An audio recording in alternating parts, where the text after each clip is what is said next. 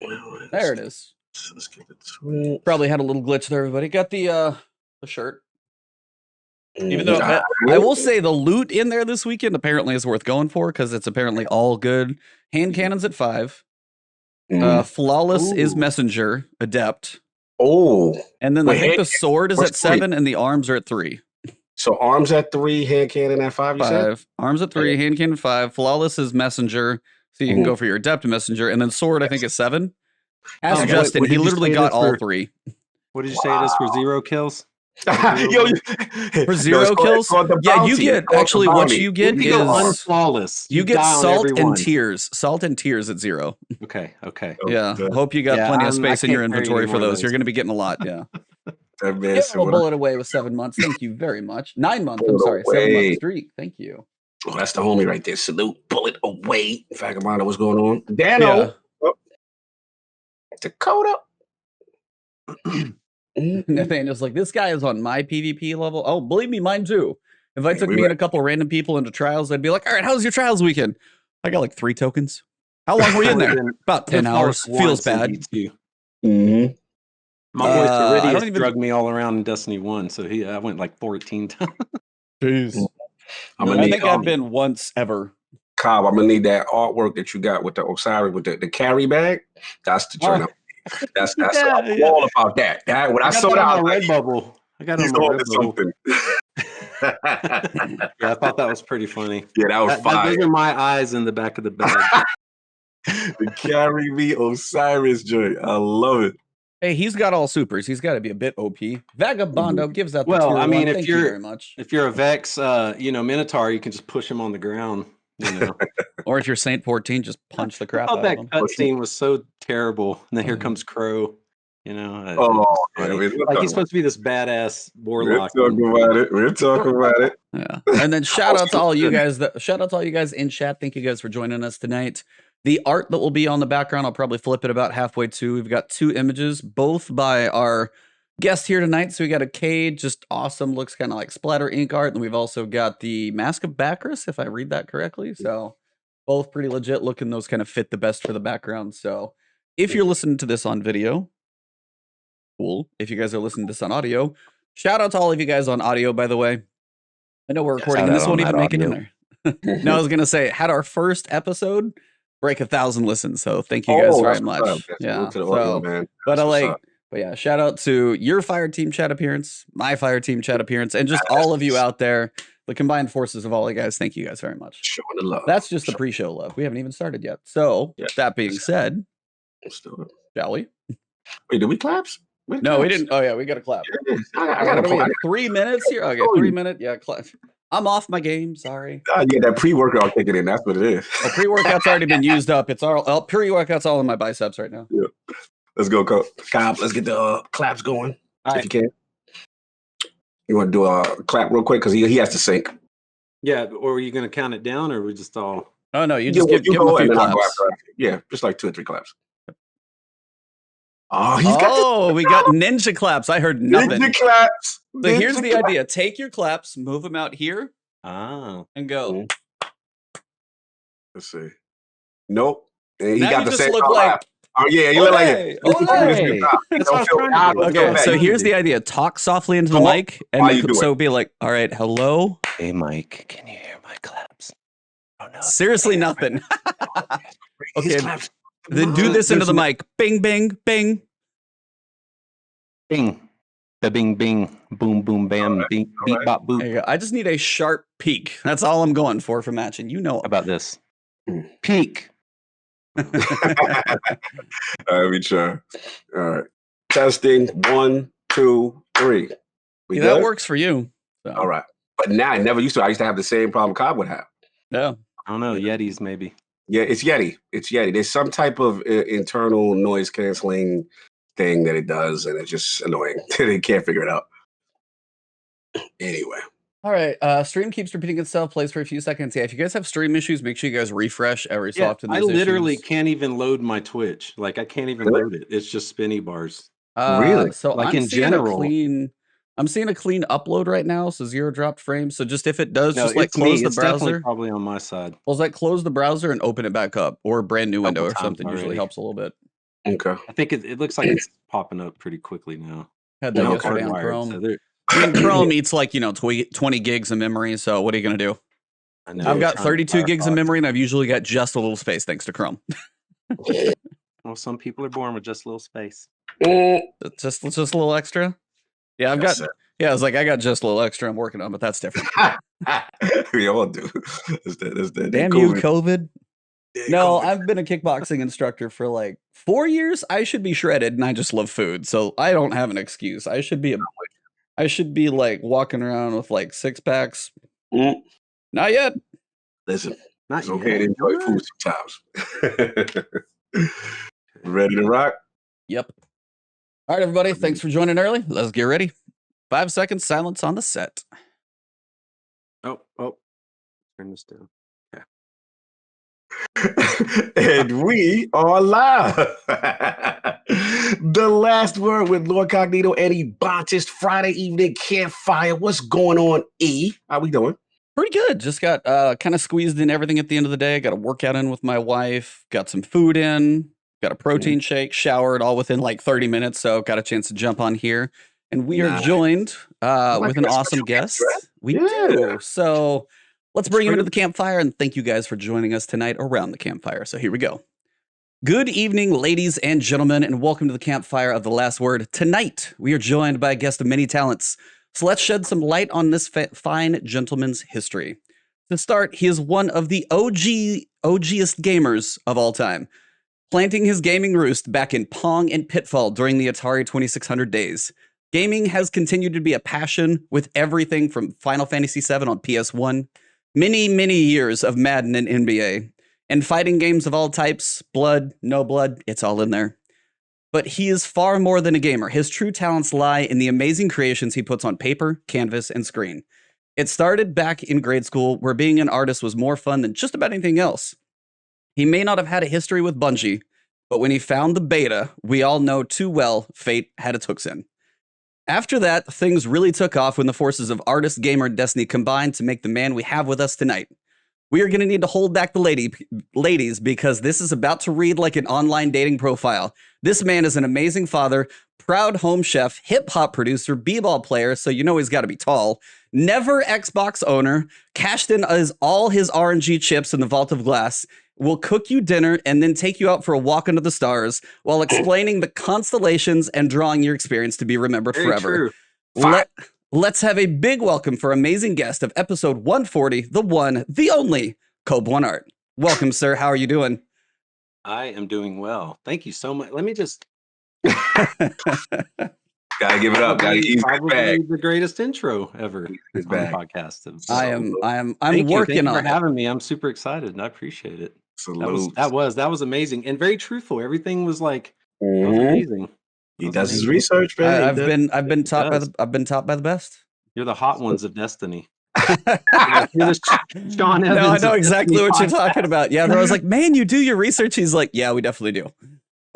We just try and dig a little. We try and dig a little deeper. You know, make the episode special for our guests. I wonder That's what why we you do. wanted my social. I thought that was a little weird. Yeah, he said, I wonder what that We got to question make asked. sure your credit is Blood approved type, to be. by the way, just Yeah. in case. Yeah, we got to Gotta make sure your make sure, credit man. score is good enough to be on the podcast. You know, got to hit Gotta that be mark. vetted. Yeah. Dude, how are you doing, man? Thank you for joining us tonight. What have you been up to? I'm doing good. TGIF, by the way. Yes. Indeed. Just work, art, Mhm. family. That's those three things. And games, those four things. No doubt. But yeah, it's just busy. Yeah, glad every to have day. you. Yeah. Glad to have you. Glad to be breathing. Glad to be in my house, a maskless. Yes. Indeed. So yeah, just living life in these crazy times right now. So I hear you, brother. where we're canceling, cartoon characters and Ooh. Yeah. Yes, Life's a little weird, but we'll try and get through basically each day at a time. Exactly, man. One thing, let's jump right into it, because one thing I like as a fellow OG, you know what I'm saying, from my era, I definitely respect your history. And with gaming, man, like you dropped some bombs on me, man. 2600 ColecoVision. People don't know what these mean. Talk to them. Talk to the people. Yeah. So when I was little, my dad had Pong. So it's kind of my dad's fault I was into games. Didn't do a whole lot of Pong, but I remember it. And then Atari, we got into Atari, and it was all them little clicks to get through the games. Yes, single joystick. Combat was like number 32, 32 times. But like Pitfall, Combat, all those early ones, oh man, I was hooked. And from there, it just snowballed. Like literally every system over the years. I know my mom hated me growing up, but everything 3DO, Neo Geo, like with the giant controllers, they were like, oh, there we go. Yeah, the games were like VCR cartridges. Oh, they were like dictionary books. No, they were like $100 a piece. So yeah, the Neo Geo era lasted about a year. I wanted to ask your quick thoughts on these $60 game prices. Do you approve of the $70 increase? I mean, for all the entertainment and the value and the hours and hours you get a plan, I don't mind paying it. That's why I don't mind with Destiny pitching into Eververse, every few months or something for some, emotes. Kind of like your unofficial subscription price, basically. Yeah, they could easily charge, Guardian something a month to, sustain it. And they don't, they just nickel and dime us on Eververse. You just wait for that transmog. It's coming. So yeah. That's what's up.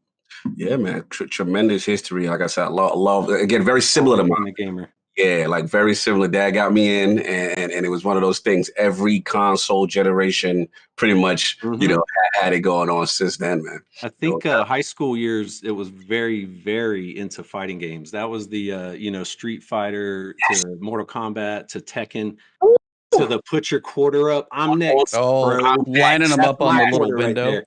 Right kids nowadays, they don't know about that. Walking up to the arcade, bunch of kids packed around a big screen of Street Fighter, and you come up and put your quarter and look around like, bro.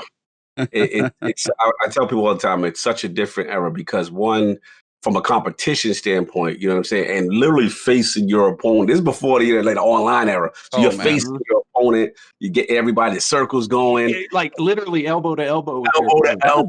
And the last thing people don't realize is that like the arcade at the time, like that was our next gen. Whenever the new technology would come out, you go to the arcade because that was that was better. That was what was inside your house, console wise. So heard when that new game came out. Oh, did you hear? Everybody was there. You guys remember a game I remember one that seemed to like set itself apart, and it's like I don't even know how old it is now, but like it was always one of those that seemed to even be a more modern arcade, like Hydro Thunder, goofy game. Like that one when I saw it, I was like, that looks pretty. Like it again. That's kind of the thing. Now you have like Series X PCs. Like arcades are like never gonna do that anymore unless it's more like the VR experience, stuff like that, the kind of big connections. But that was still one of those that I remember. There was like a sniper one, but that was the thing. It's like the big TZs, the technology was just bigger. They could throw more in the damn arcade thing. So no, I remember it was like a 55-inch, and we were like, what? Oh, like the big ones, the size. And now we got like 80 inches on our wall, and it's. You're right.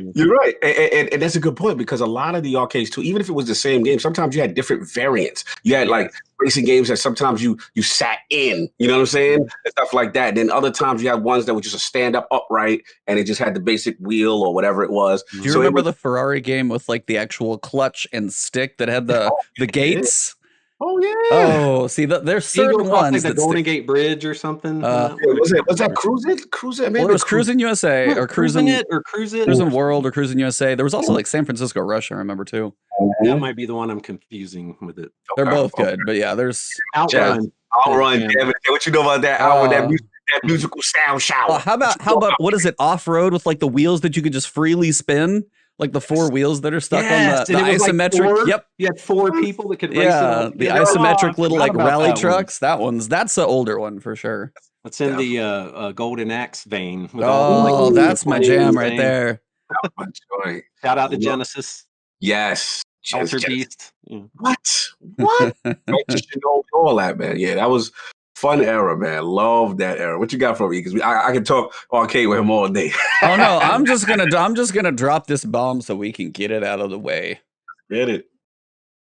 You have never owned an Xbox. I was surprised. No. Ever. Yep. So obviously you literally go through because we asked you and you're like, I've had literally every system except the biggest caveat I've heard for gaming, 0 Xboxes ever. Yeah. This coming from my co-host who literally hosts an Xbox mostly Xbox leaning. It's a pretty green podcast. Pretty great. But seriously, like, how did you go from like no Halo history as well, skipping that one, to go? What made you find the beta for Destiny? Because a lot of our guests are like Halo to Destiny. We have had a few recently that haven't, but for you, that's an even bigger one. Yeah, we're on a streak down there. Yeah, it's when PS1 came out, I believe it was 94-ish, 95. I would have to check dates. I got it for my birthday, super pumped, and there was no Xbox back then. That was the premier everything.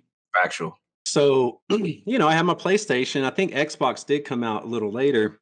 Right. But, I already had mine. Okay, well, PS2 comes out. I'm like, well, I already got the PlayStation. I should just get it. And it's just been this family history of PlayStations over time. So it's not like this, ooh, I hate Xbox. And I have friends that are hardcore gamers too, and they literally will buy both systems and just to play one game on Xbox. Yeah. But there's just never been that game for me that's a system seller, and it's not out of the question, but Fable was close maybe. I know there's a new one coming out. Mm-hmm. But yeah, no hate on Xbox.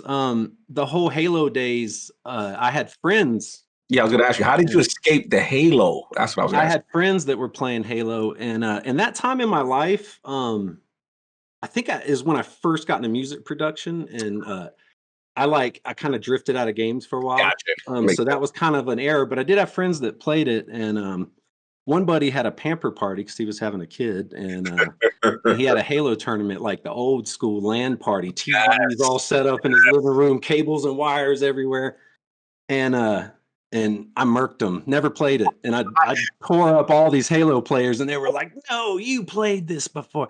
But that was my first experience with Halo. And I just played it at friends' houses. I never was like, I have to have this. I've never been into that franchise. I respect it. I think it's a cool franchise. And then fast forward to when PS4 was about to come out. Yeah. And all my friends who did have Halo backgrounds were like, dude, this game Bungie's making. And I knew who Bungie was, of course. Mm-hmm.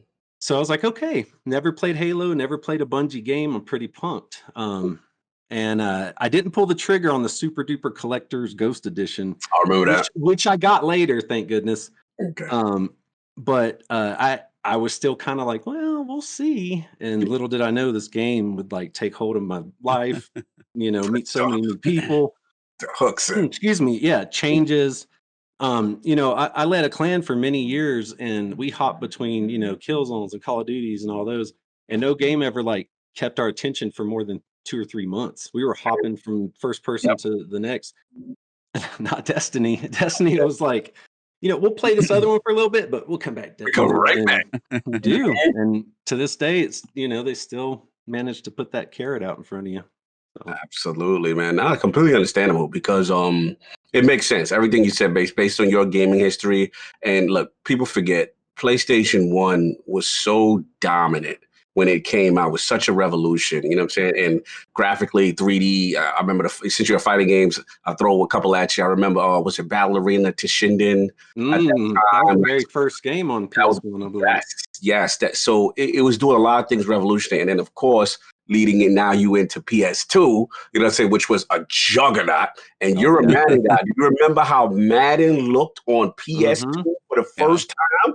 Yes. Mind blowing. So I remember the best looking Madden I ever got was on 3DO, like the first really good looking Madden. I had that on 3D. Yes, the big dudes and like the actual, they didn't look like little cartoon dudes, Yes. That was pretty pimp. I'm glad you mentioned 3D. People sleep on 3DO. 3DO was a big people don't remember that. Yeah, it was, man. Remember Way of the Warrior? Oh, Naughty Dog's first ever game. It was a Mortal Kombat ripoff, had White Zombie on the soundtrack, and that was the dopest thing about it. Like the game was trash sandwich. Like it was so bad. Like you could, but it was a good effort, Naughty Dog. Shaky Jake. Remember the characters? Oh my god, prison dude. Like there's some whack ass. Literally, like if you ever see this game, it was like literally. The team just grabbed their friends and just digitized their friends and put on suits. Like you could tell they didn't have much back. It was early Naughty Dog, but it had a charm to it. It was fun. It was like their logo had a dog on it. I think back then. And there was a rip-off Raiden, like Lightning Boy or something. Like it was bad. Super Naughty Dog, see in the early beginnings, but yeah, I was gonna say bad fighters though. Clay Fighter. Oh, Back in the day, was that N64? Might have been. There was like Clay Fighter 33 1/3 or some weird ass thing too. Super Nintendo. Super Nintendo and N64. I think it was both. Yes. Okay. Yeah. Yes. That was also questionable. Nintendo, go take a jump. So that Biggie. Well, yeah, man. Like I said, though, I do understand based on what you were saying. Get upset. Yeah, something. You sound like you was gonna say. The anniversary of his death a couple days ago. It just popped in my head. Shout out, rest in peace, Biggs. Rest in peace, the Biggie Small. You know what I'm saying? But that's what I got on that history. That was dope. So you want to get into that Destiny E? Because he's got some stuff there. Yeah, I was gonna say I don't know if I can steal this one from you for his career highlight, but this is you. You gotta ask. Like, what is this? Because this speaks 100% to you. I mean, well, let's get it. I was reading things about you, and then when you actually said it. First of all, we know everyone knows how I feel about Vault of Glass. Everyone knows that. You know what I'm saying? It's documented. I got my Taken King shirt on in respect, but everybody knows how I feel about Vault of Glass. There's a Vault of Glass shirt. He's going to buy like 6 of them next season. Next month they're going to do it. Most likely, you know what I'm saying? Because they're going to bring it back. But the thing that I never knew, which you accomplished, which is one of the most major drops at the end of a raid. I didn't even know that was insane.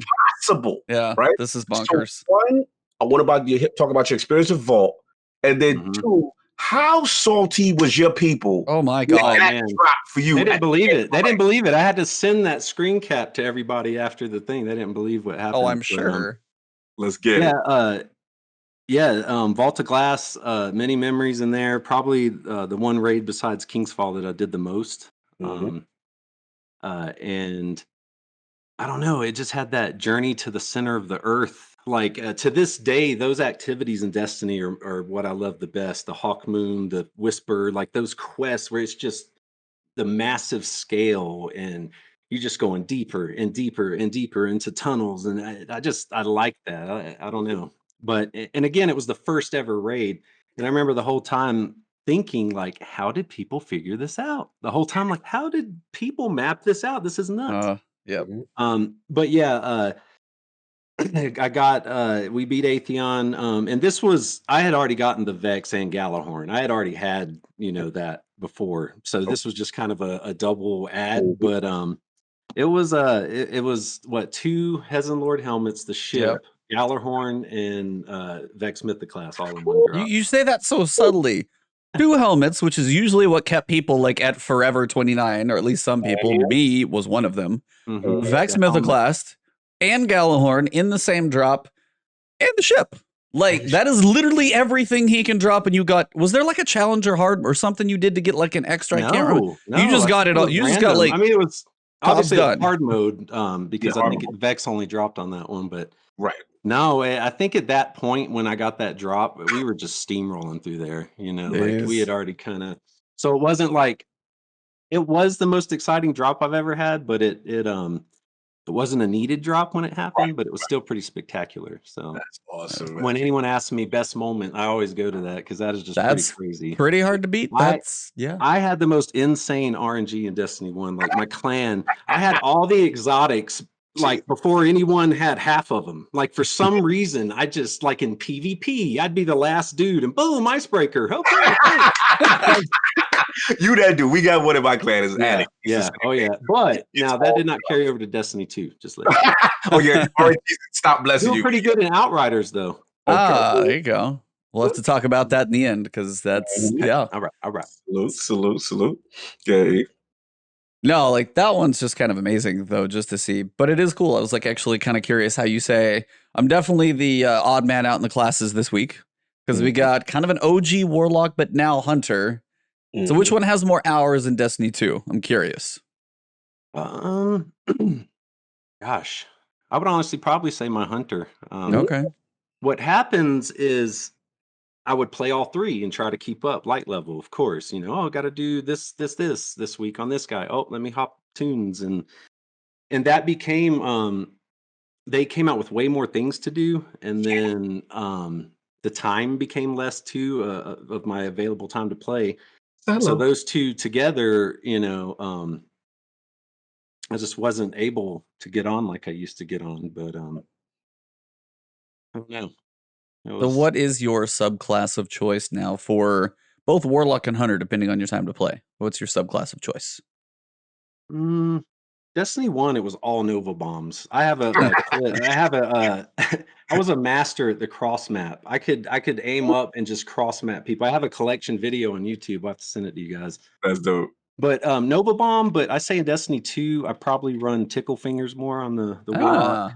Ah, Hello. that's a Okay. rare one. I used to run Dawnblade a lot, but it was just so wimpy to me. I would hit people direct and just nothing. I'm like, what is this thing even It didn't doing? feel powerful. Yeah, it didn't feel powerful. Yeah, it was just pretty weak. Feels So powerful now.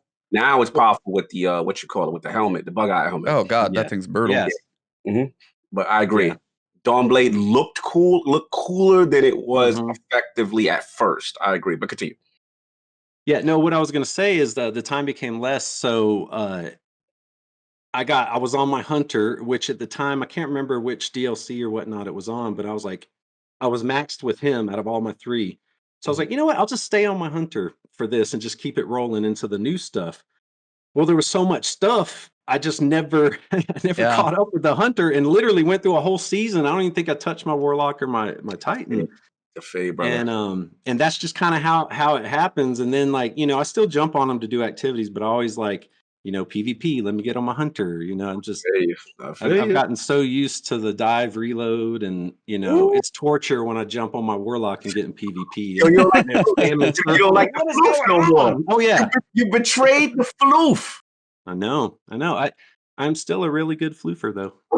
Ah, see, he's got you A there. lot of people don't know the key to a beautiful Warlock jump. Mhm. They all think a lot of people jump and then hit flight and they lose so Yeah, much. that's me. You got to double tap X or whatever Just your like jump ding. button is as Yeah. fast as you can. Boom, boom, and Mhm. it launches you like a cannon. But a lot of people don't know that. So, Yeah, little that's me. tip from your Uncle Cup. I appreciate it, because that is definitely be banging my head and then him not mantling and then falling to a death. Yeah. Now I like the floof on descent, controlling Oh where I'm yeah. going. Oh yeah. Stop, start it. Stop, Oh start it. yeah, Just air start step it. drop, yep, yeah. Descent, it's ascent. You know what I'm saying, kind of thing. But no, man, like, tremendous, man. I love hearing those stories. I'm with you on the whole. That's what happened to me. It would transform me into a one character kind of guy, because it was just like, Mhm. as Destiny grew, the activity just became so more immense, and my time started to go down. So it's just like, all right, I got to make a decision. And I was like, okay, I'm locking in to this, because the multi-character life is very tough, and I respect all that can do it, but it's definitely harder for me. But what I was going to ask you on the art side, if I may, is one thing that we share that also is cool, is that obviously from that golden era, you know what I'm saying, that hip hop, that, you know what I'm saying, that 90s, I respect it, you know what I'm saying. Yep. So cool thing that I thought, as far as your origin on the art side, was the graffiti aspect. You know what I'm saying? Like, I thought that was cool. So, like, did that help transition you as far as before you got into art? Because people don't realize, like, during that era, 80s, 90s hip hop, graffiti tagging, that was the thing. That was a true expression of Oh yeah. the art. So Part let's of the talk 4 elements. of hip hop. You already know. So I did all the 4 elements. Breakdancing, I just I'm not. You I wasn't don't pop. dance that good. You wasn't pop. Not me. Well, I've always been doing art since I could hold a pencil, like my earliest memories. But as far as the graffiti aspect, that is where the name KobOne came in. But back in growing up in Fayetteville, North Carolina, graph just wasn't like a thing there, and I loved it. I was all into hip hop. I loved graffiti. I used to collect the magazines. I used to draw it. And it wasn't until I moved to Albuquerque in 2003, and my newfound family member cousin was all into doing big graffiti murals and painting. So he started taking me out to all the spots, and I would practice. And I eventually got like a big 4 foot by 8 foot uh, plywood to put in my garage, Okay. and just practice. I would do a whole piece and I would just paint over it. I'd do a whole piece, paint over it, and I kept doing that till I felt like, all right, I think I'm ready to go back out to the yards. Because what happened, my cousin took me out to the spots, Mhm. first time ever, never, and I was so embarrassed, like with my stuff. I was just like, Oh, it was bad. I wanted to like diss myself and paint over it. And so that's when I was like, tail between my legs. I was like, I got to regroup. So started practicing in my garage and there's techniques that I didn't know at the time, but once those techniques hit and I learned them, it was just like, oh, Bro. like cutting, like a point, for example. I always thought people were there, their little spray paints doing a point. Like, wow, how do they do that sharp point like that? They're Mhm. just spraying two lines that may crisscross, and then you take the background color and you Color over the Over top shade it, corners. and you just use layers, and Yeah. it's pretty cool. That was But the first layers of Photoshop right there. that Facts, was facts. very. But yeah, that's kind of how I got into actually doing the graffiti, spray paint, aerosol murals and stuff. I started that in like '04, I would say, and I had been painting like 6 months in a local graffiti contest came up from this like head shop here in town. Okay. And I went out there, it was a giant parking lot, and it was all 4x8 boards set up. And it was like 34 riders out there. Damn. Mm. And there was a half of them were considered like up and comers, and the other half were like veterans. Right. Well, I ended up getting first out there. I've only been painting like Wow. 6 months, but yeah, that was pretty cool. That was pretty cool. Nice. A lot of the guys have been painting for a long time that were out there. So some of my mutual graffiti friends were like, "You probably shouldn't tell anyone that you only been painting like 6 months." So I'm just a I kept that to natural. myself. Natural. I got that Mozart like talent just given. Exactly. I do pick up on things pretty quick. My whole life, I've always just kind of been adaptable. But yeah, so that got me. I was into it. I was going every weekend to the yards painting new pieces. If you Google Cob1 graffiti, you'll probably see some old stuff of mine out there. But yeah, so I did that for a good little few Mhm. years. I haven't painted probably about a year or so. I did a little Cade piece that's on my Instagram, I think, just a quickie last year, but I don't get out there much. Mhm. But that is where the name Cob1 came from. Salute. Great history, man. Okay, E, I got more for him.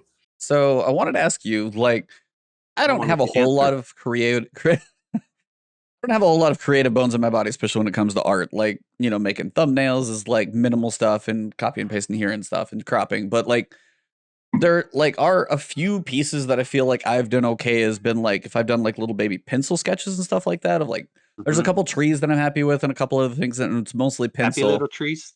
Yeah, Bob Ross of Destiny over here, so sure. So, he definitely the Cob Bob. Ross. That's what my Cob mob calls me, Cob Ross. Cameron. Yeah, you There got you the little go. emojis Yeah. too. You're very calm too. You're like pretty chill and everything I kind of see you in, so it makes sense. Oh, well, But I was thank you. like,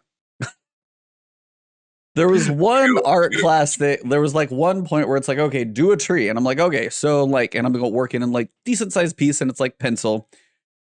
As soon as I touch the thing with color, I feel like I ruin it. Now I have like, and it's like, and it just kind of goes downhill and I'm not happy with it anymore. And like the only couple times, and again, I don't do this often. It's only been a few times that I can remember. But I was like, have there any big transitions for you, whether it's been like, certain line techniques that you learn? Is there any big hurdle with at first you're like, this is awful, I don't know if, and then have there any big like kind of been epiphany or techniques that you've learned that kind of like transformed you to another level? Like any major styles, pieces, like additions or something? That's a good question. I would say challenging things digital. When I first started digital, it was just, and still, literally still learning and making things up as I go. I try to pick up things from my buddies that are really phenomenal at it. Um, but yeah, I would just say like techniques in digital, just kind of figuring things out. Getting in there. As far as like traditional, can't really think of any kind of techniques or anything. I have a graphic design background. That's what I went to college for, and Nice. so my early days of doing like commissions and art was a lot of logos. It was a lot of design work, a lot of typography, and I've since kind of gravitated out of that Mhm. realm. I'll still do things here and there design wise, but now it's more just actual art pieces and stuff. But I would say yeah, just digital learning techniques in that. I'm still learning. That's really tough. The first time I got on digital, I was like, I felt it just feels like you're running in mud. Like you Mm. just can't get what, like, you can see it in your head, this really cool piece, but to get it on the digital canvas per se. But yeah, I would say that. Okay. That's kind of a big one, but yeah. No, that's a big one. That's a big one, man. Yeah, man. And obviously, transition. I love a lot of the style of other pieces that I've seen from you that are really cool. You know what I'm saying? And it's just very a lot of detail. And shout out to that crow joint that you did. I like that. And Oh, of thank you. course, anything Osirian, your boy. I was definitely a fan of Trials of Osiris Arm of the Titans. It's very litty right now. But I All right. gotta shout you out like I did off camera before we started. The carry me Osiris joints and with the backpack with the little eyes. Yep. That's my joke. What was the whole concept behind that, man? I think that's hilarious. I mean, obviously, carry me. That was and I think at the time, I had I went to the lighthouse. Actually, I lied. I said I only been once. I've been twice. I went with my buddy Lux and Nova recently, and actually felt like I contributed on that run. I feel you. But yeah, what were we saying? What was I saying? Carry me Osiris.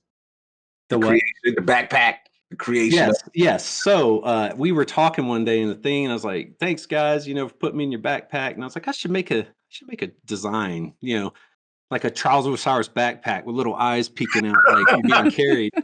So that was just kind of where that came from. Sometimes a lot of my ideas just come from, or designs come from silly ideas. I love it. Yeah, man. I was rolling, man. Yo, shout out to you again. Not Thank usually you, don't thank you. shout out a lot of people's merch, but the merch is fire, bro. You got that. You got the Run DMC Appreciate it, man. joint. You know what I'm saying? So I appreciated that. But yeah, salute, man. If you guys should check it out, man. It's really cool stuff. If you Thank you. put the link in the description. Show people. There I was like, I wanted to flip it completely different because there's something I didn't expect. So explain your love of astronomy. I'm actually very curious about that because you said that's kind of a hidden thing for you. Yeah, a How lot of did people that don't know. start? And then like, how deep are we talking? You got like a minor So in astrophysics over here? What's I up? don't, but astrology is or astronomy, not astrology. Was the single class in college. I was sad when it ended. Like that's the only class I never wanted to stop. Like it was just so fascinating. But I think my love for it, I grew up in North Carolina, Fayetteville, and there's some pretty remote areas out that way, as you could imagine. And one of my best friends lived out in the boonies, the woodworks, and behind his house was this giant cornfield where they would do corn. Mm. Well, in the off season, it was just a giant open field, and it was pitch black out there. You could see the Milky Way, all that stuff. So myself, along with a few friends of mine, we started going out there just stargazing, and we got a hold of the Farmer's Almanac, and we would look when the meteor showers, the annual ones, and we would plan events and go out there, and we just started watching them. And I started kind of self-teaching constellations, and we'd point things out, and then I started learning about the planets and which ones I could call out and different. So it kind of snowballed from that, and yeah, I got a really nice telescope couple years ago, I think. I had a little rinky dink one for a while, but I finally was like, you know what, I'm gonna get a nice one. And it's pretty cool. Like that, what was that recent, they called it the Christmas star, where Jupiter and was it Venus and Jupiter or Jupiter and Mars? I can't remember. They I were know what right you're talking beside about. each other with yeah, like in the same frame. And so I got my telescope set up, and it was so cool to see the two planets like side by side, and you can see the moons of Jupiter around it and stuff. But That's incredible. Wow. yeah, so meteor showers, I'm a huge fan of. That's probably what sucked me in to all that. But definitely wanted to take astronomy in college, and I did, and it was just, I mean, stuff that will break your brain, like in there.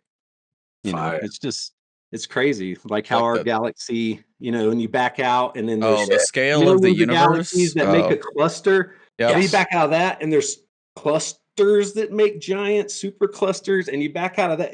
Dude, it's mind blowing. Your brain breaks sometimes when you're trying to comprehend some of the stuff. One picture I think Hubble took that was like very, very long exposure, and it's got like galaxies upon galaxies, and it's like it's giant. You've probably seen the same one, and it's just like jam packed full, and you're like every one of these little tiny things that you see with like some little like color style, that's like a whole like Milky Way situation going on, and this is just like a tiny piece of it was pointed one, much less the infinite space around. It's like, no, when you start going in space, astronomy, and how big the the scale of it is, it's like, yeah, we're pretty damn tiny.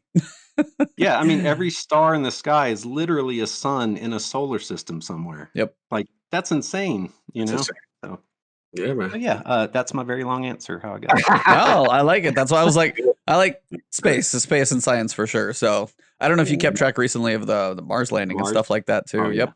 Oh, Yeah. That's very Did you cool hear to the see. wind? Yeah, the sounds of Mars, dude. That's wind. Sounds just like our wind. It's amazing. I mean, I know that's a breakthrough. So it's a breakthrough, man. Nah, that's dope, man. Really, really cool stuff. Love that aspect.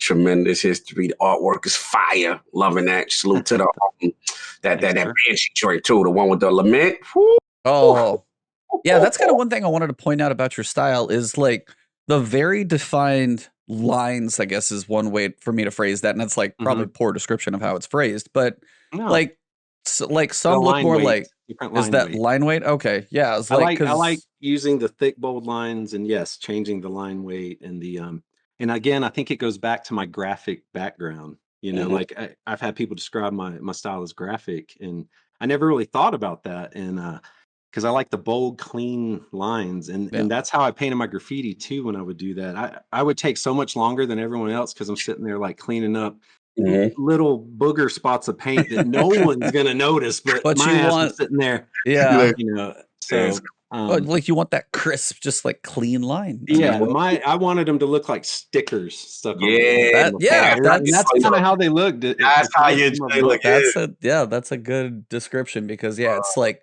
everything is so just crisply defined. Like as you said, the Banshee one is a huge stick out because you see the sword, the way it looks, and that one's just.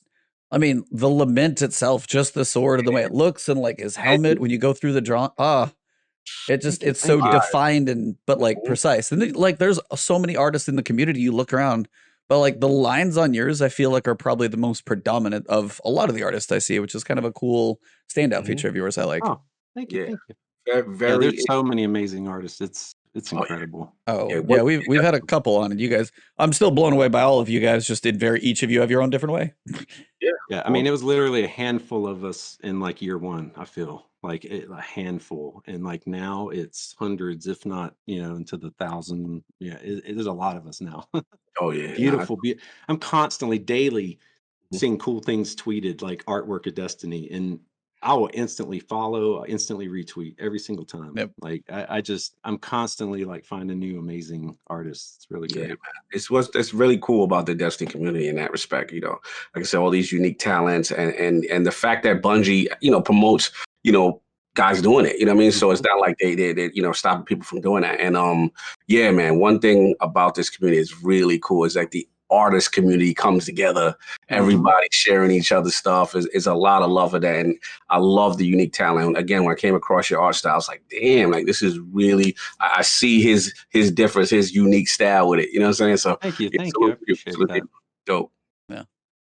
So, I mean, obviously we'll talk about Outriders because I know you've been a little busy with that. I saw on stream, but obviously we're here to talk about some Destiny stuff that's been going on. Yes. And this week we got a nice little juicy TWAB to talk about. We got some changes coming. So the first piece, obviously, isn't even on the TWAB. It's like Twitter. Twitter has been hilarious with Keitel taking over Bungie's like Destiny the game account and actually responding to the people, and now apparently it's like canon. I just want to get you guys' thoughts on that so far, what you've seen. Yeah, I wanted to see what you guys thought, if you liked it, or you're like, this is kind of hilarious, or is it like now I'm confused? Just curious, like before we even get into game. Where you at with it, Cobb? I think it's cool. He's like, that's it. That's cool. I was like, I honestly thought it was funny because there were a couple people that were like, the whole thing where some people are like step on me, which is still just like killing me for whatever reason. I just find that like ridiculously odd. But the fact that she responded to one of those was actually even better. Yes. How do you pronounce the name? Keitel, I think is how it's said.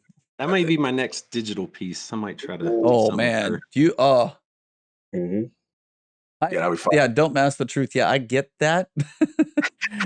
I'm just trying not to embrace the idea of that. That's all. Yeah. Yeah, I get it. Same with the what is the lady I can't even pronounce her name. The one from Resident Evil 8. Resident Evil, yeah. Yeah, man. Lady D. Yeah. Nah, I thought it was cool. I thought it was I didn't know what was going on. My friend of mine had to tell me, and I was just like, it's like, yes, Kato took over the Destiny account. You know what I'm saying? I'm like, what? And I had to go see it for myself, and then I'm like, they're speaking in Kato. I'm like, what's going on? Like, she's talking to people. I think it was Tassie that said something. He's like, yo, she responded to me like, am I canon now? Like, what's going on? Like, from a story standpoint. So I thought, listen, they're having fun with it. I think at the end of the day, like I've been preaching, you know, Destiny's story right now and narrative team is probably on fire. This is the hottest I've seen them, you know, and I want to continue to give them, you know, the credit, because I know we always complain, and, you know, people that don't play Destiny always, the running joke is, oh, it has no story. You know what I'm saying? This, you know, kind of stuff. But the narrative leads, and then it's like a little episode. I tune in, you know, every week to see what's going to happen. Obviously, we had the big thing with Crow and you know, Osiris and Zavala. You know what I'm saying? With more Zavala and Crow, to be honest. But you know, it is. I think, like I said, Bife said it best. Like, is it like the greatest thing ever? But it's still more for improvement. But this is probably their peak from a narrative standpoint. So to see them have fun with the Twitter account and just embrace the character, embrace the villain. Why not? Why not? Like, let's have fun with it. So I'm about it, man. I'm really, again, I've been very hard on the narrative team ever since we did Last Word. You know it. I always want narrative continuity. I want transitions between seasons. I want all this stuff. And they kind of doing it. You know what I'm saying? They kind of in a COVID era. So salute to them having fun and just continue this journey. I like it. Yeah, the one that I call out is the one that Dakota said in chat, and they're like, do you regret betraying your father, Callus? And they're like, do you regret not being able to save Caves? I was like, damn, they went there. I was like, oh, man. I was like, holy. So, like, they went all in with the Keitel, which was really, really cool. But that one, I was like, damn, they went deep. That was a deep cut. But no, like, you kind of brushed over, but that was honestly, I've said it multiple weeks, and like this week, log in, we get to see like the storyboard animated Zavala assassination attempt. I know, it's like they heard me talking. They heard me. I still have yet to see that cutscene. I don't know what triggers it, but I haven't done it. So you have to be far enough. No, I don't care. I know all about it, but I have yet to just see it. Basically, you just have to be far enough in the quest progression, like the weekly quest that you've got to do at the war table. You just have to do that. That's all. Yeah. Is that a crow quest line? Or is no, it's just at the war table. It's basically like the helm, go do the helm. Yeah, go do a couple things, go to a battleground. Like, it's basic, but it kind of continues that progression. That one, yes. Okay. But yeah, we got to see like Zavala sitting there spending time in the garden, chilling. He gets the quote hallucination, which we figured out was not a hallucination. Turns, fires the gun on the Scion. We're like, okay, they tried. And then that's, I think, what really spawned Keitel taking over Twitter saying, hey, if I wanted to kill Zavala, I'd do it with like looking into his eyes. And I was like, okay, that's a warrior's mentality, but it also means somebody's like basically somebody's disobeying, stepping out. Like, she did free the Scions to be now not like slaves, basically, which is a good thing for, I guess, the Scions, because that's how they were treated before. So she, as you know, the Cabal Empress, kind of freed the Scions to be kind of their own will. But that also means there's a question of who's doing it and what's going on. Which overall is like, that was real. Like, this week I logged in, I was like, yes. I was just like, I was so pumped. I thought about you too. I was like, ooh, they listening to me. How cool would it be if every reset they had a different character from the game running the Twitter? That would be pretty dope. Like, Crow comes in, runs it for a week. I didn't even think about that. Like, because it's dope. It just what it is. It's all about, you know, cohesion and attachment, emotional attachment. And I think what it is, you know, Keitel is definitely a very I would say polarizing figure, but a very interesting, a very different type of leader. You know what I mean? And the thing that I like about that is if they continue to do this, and maybe you get 1 week, you get, you know, Zavala, 1 week, you get, you know, Saka. I would love to hear Saladin is in his bag right now. Oh, dude. Saladin is about, forget all this. They try to assassinate my man. Just bring it to them. I want to destroy them all. Why are we waiting? Like, is on this murder them all. There's no more peace treaties. It's rap. Yeah. So, like, I hate to spoil this stuff for you, Cobb, because I know you haven't caught up yet. But it is very interesting. Everyone has like their whole, this. Even Amanda, right? She had to check them. She's like, "Yo, fam, we not invaders. We are guardians. Like, calm down." Yeah. And he was like, "Well, if we would have did this, maybe such and such wouldn't happen." Like, he's in his bag right now. There are peak storytelling moments, and I love it, from the voice acting to like I said, this weekly thing with the helm, and now to the Twitter accounts. It's really been fun for me, man. A lot of fun narrative. This is, again, the best I've seen it from them as a group, as a totality. Very interactive. Yes. Yeah, this is setting a bar that is honestly like, they got to keep this up. And if this is setting like kind of a preview for what they want to do with Witch Queen, sign me up, man. That's exciting, because they want to go bigger and better for Witch Queen. And you're like, okay, this is a season. What the hell are you going to do with an expansion? Like, holy crap. That's Oryx's daughter, right? Which Oryx's sister. So Savathun is one of the 3. I'm waiting for Oryx's grandma to come out. I don't know. We're taking out that family tree. Yeah, that whole tree is getting chopped down. So far, like, we were dealing with Zivo Arath and Hunt. Like, she's still one of those. Like, Savathun's playing big ass puppet master. Oryx is a floating stone somewhere out there by Saturn. But yeah, no, that family tree has definitely had some struggles. We took out Oryx's 2 daughters, the 2 witches. We took out his son Crota. We've been going ham on that family tree. Crota's sister Hashladun, or Crota's daughter Hashladun. Hashladun, yep. Oh yeah. Jeez, it's a family affair. It really is. Yeah. So excited. The title is what's his name's daughter, like Alice's daughter. Yeah, we've messed up some families. We have. We got to bring Jerry Springer in. We got to have some talks. Celestial home wreckers is what Guardians are. We are breaking up families in here. It's fine. We are. Salute. But yeah, that was a huge standout for me. Just when you logged in, I was like, oh, the cutscene, the Twitter account, all the stuff has been really fire. So far, yeah, storytelling, just absolutely crushing it.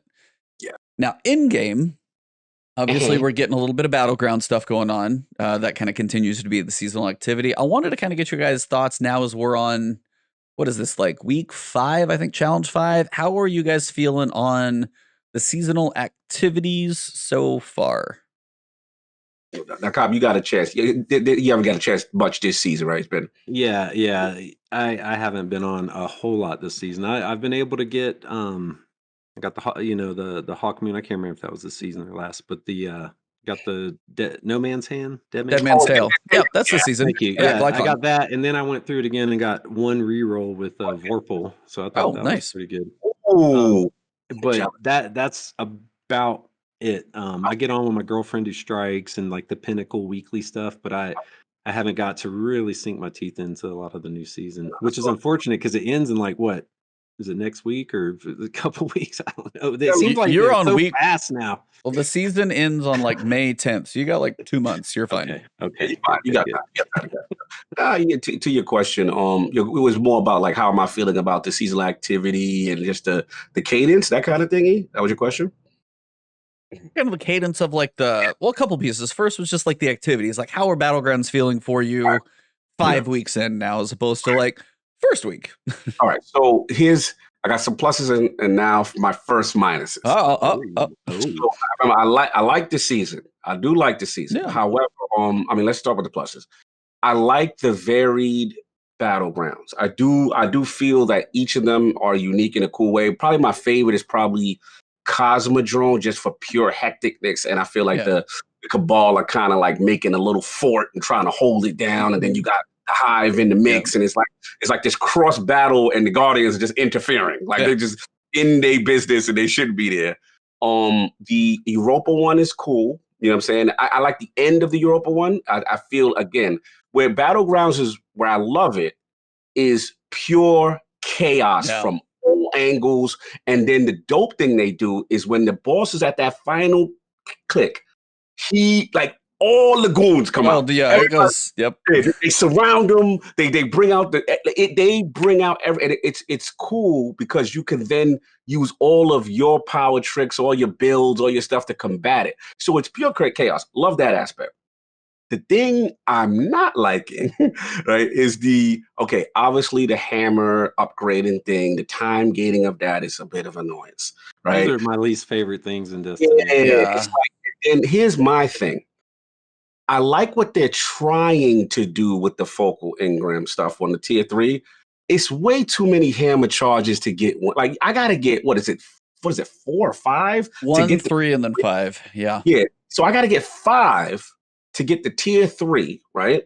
Then when you unlock the hammer joint, like, they're forcing you to be in there. Like, you got to run it so many times if you want to consistently farm. And I'm at the point now where the activity is fun, but if you want me to run it like 9 times just to get, it's like, fam, this is way too much. Right? So now you're making an activity I like redundant. Like, it's just I'm doing it too much. Like that's what I feel. Like, I literally, it's like wearing on me. I'm like, damn, because I just want to get like 4 or 5 hammer charges. Let my boy go down there. I want to farm the Cold Dweller rocket. Yep. And by the way, I got to complain right now. My RNG, I know we're dealing with an RNG god right now with my man Cobb, but for me, all I want to farm is Cold Dweller E. I run like 9 battlegrounds. I finally get the charge, and they keep giving me the damn linear fusion rifle, and I'm going crazy, bro. I just want Cold Dweller with frenzy. I was gonna say, shout out to, it might be Error, which we got to work on getting on here. Shout out if you ever listen. But honestly, this is, I don't want to hijack it from you, but I'm about to. So no, I'm fully to the point where for me, Umbrals are just not feeling great.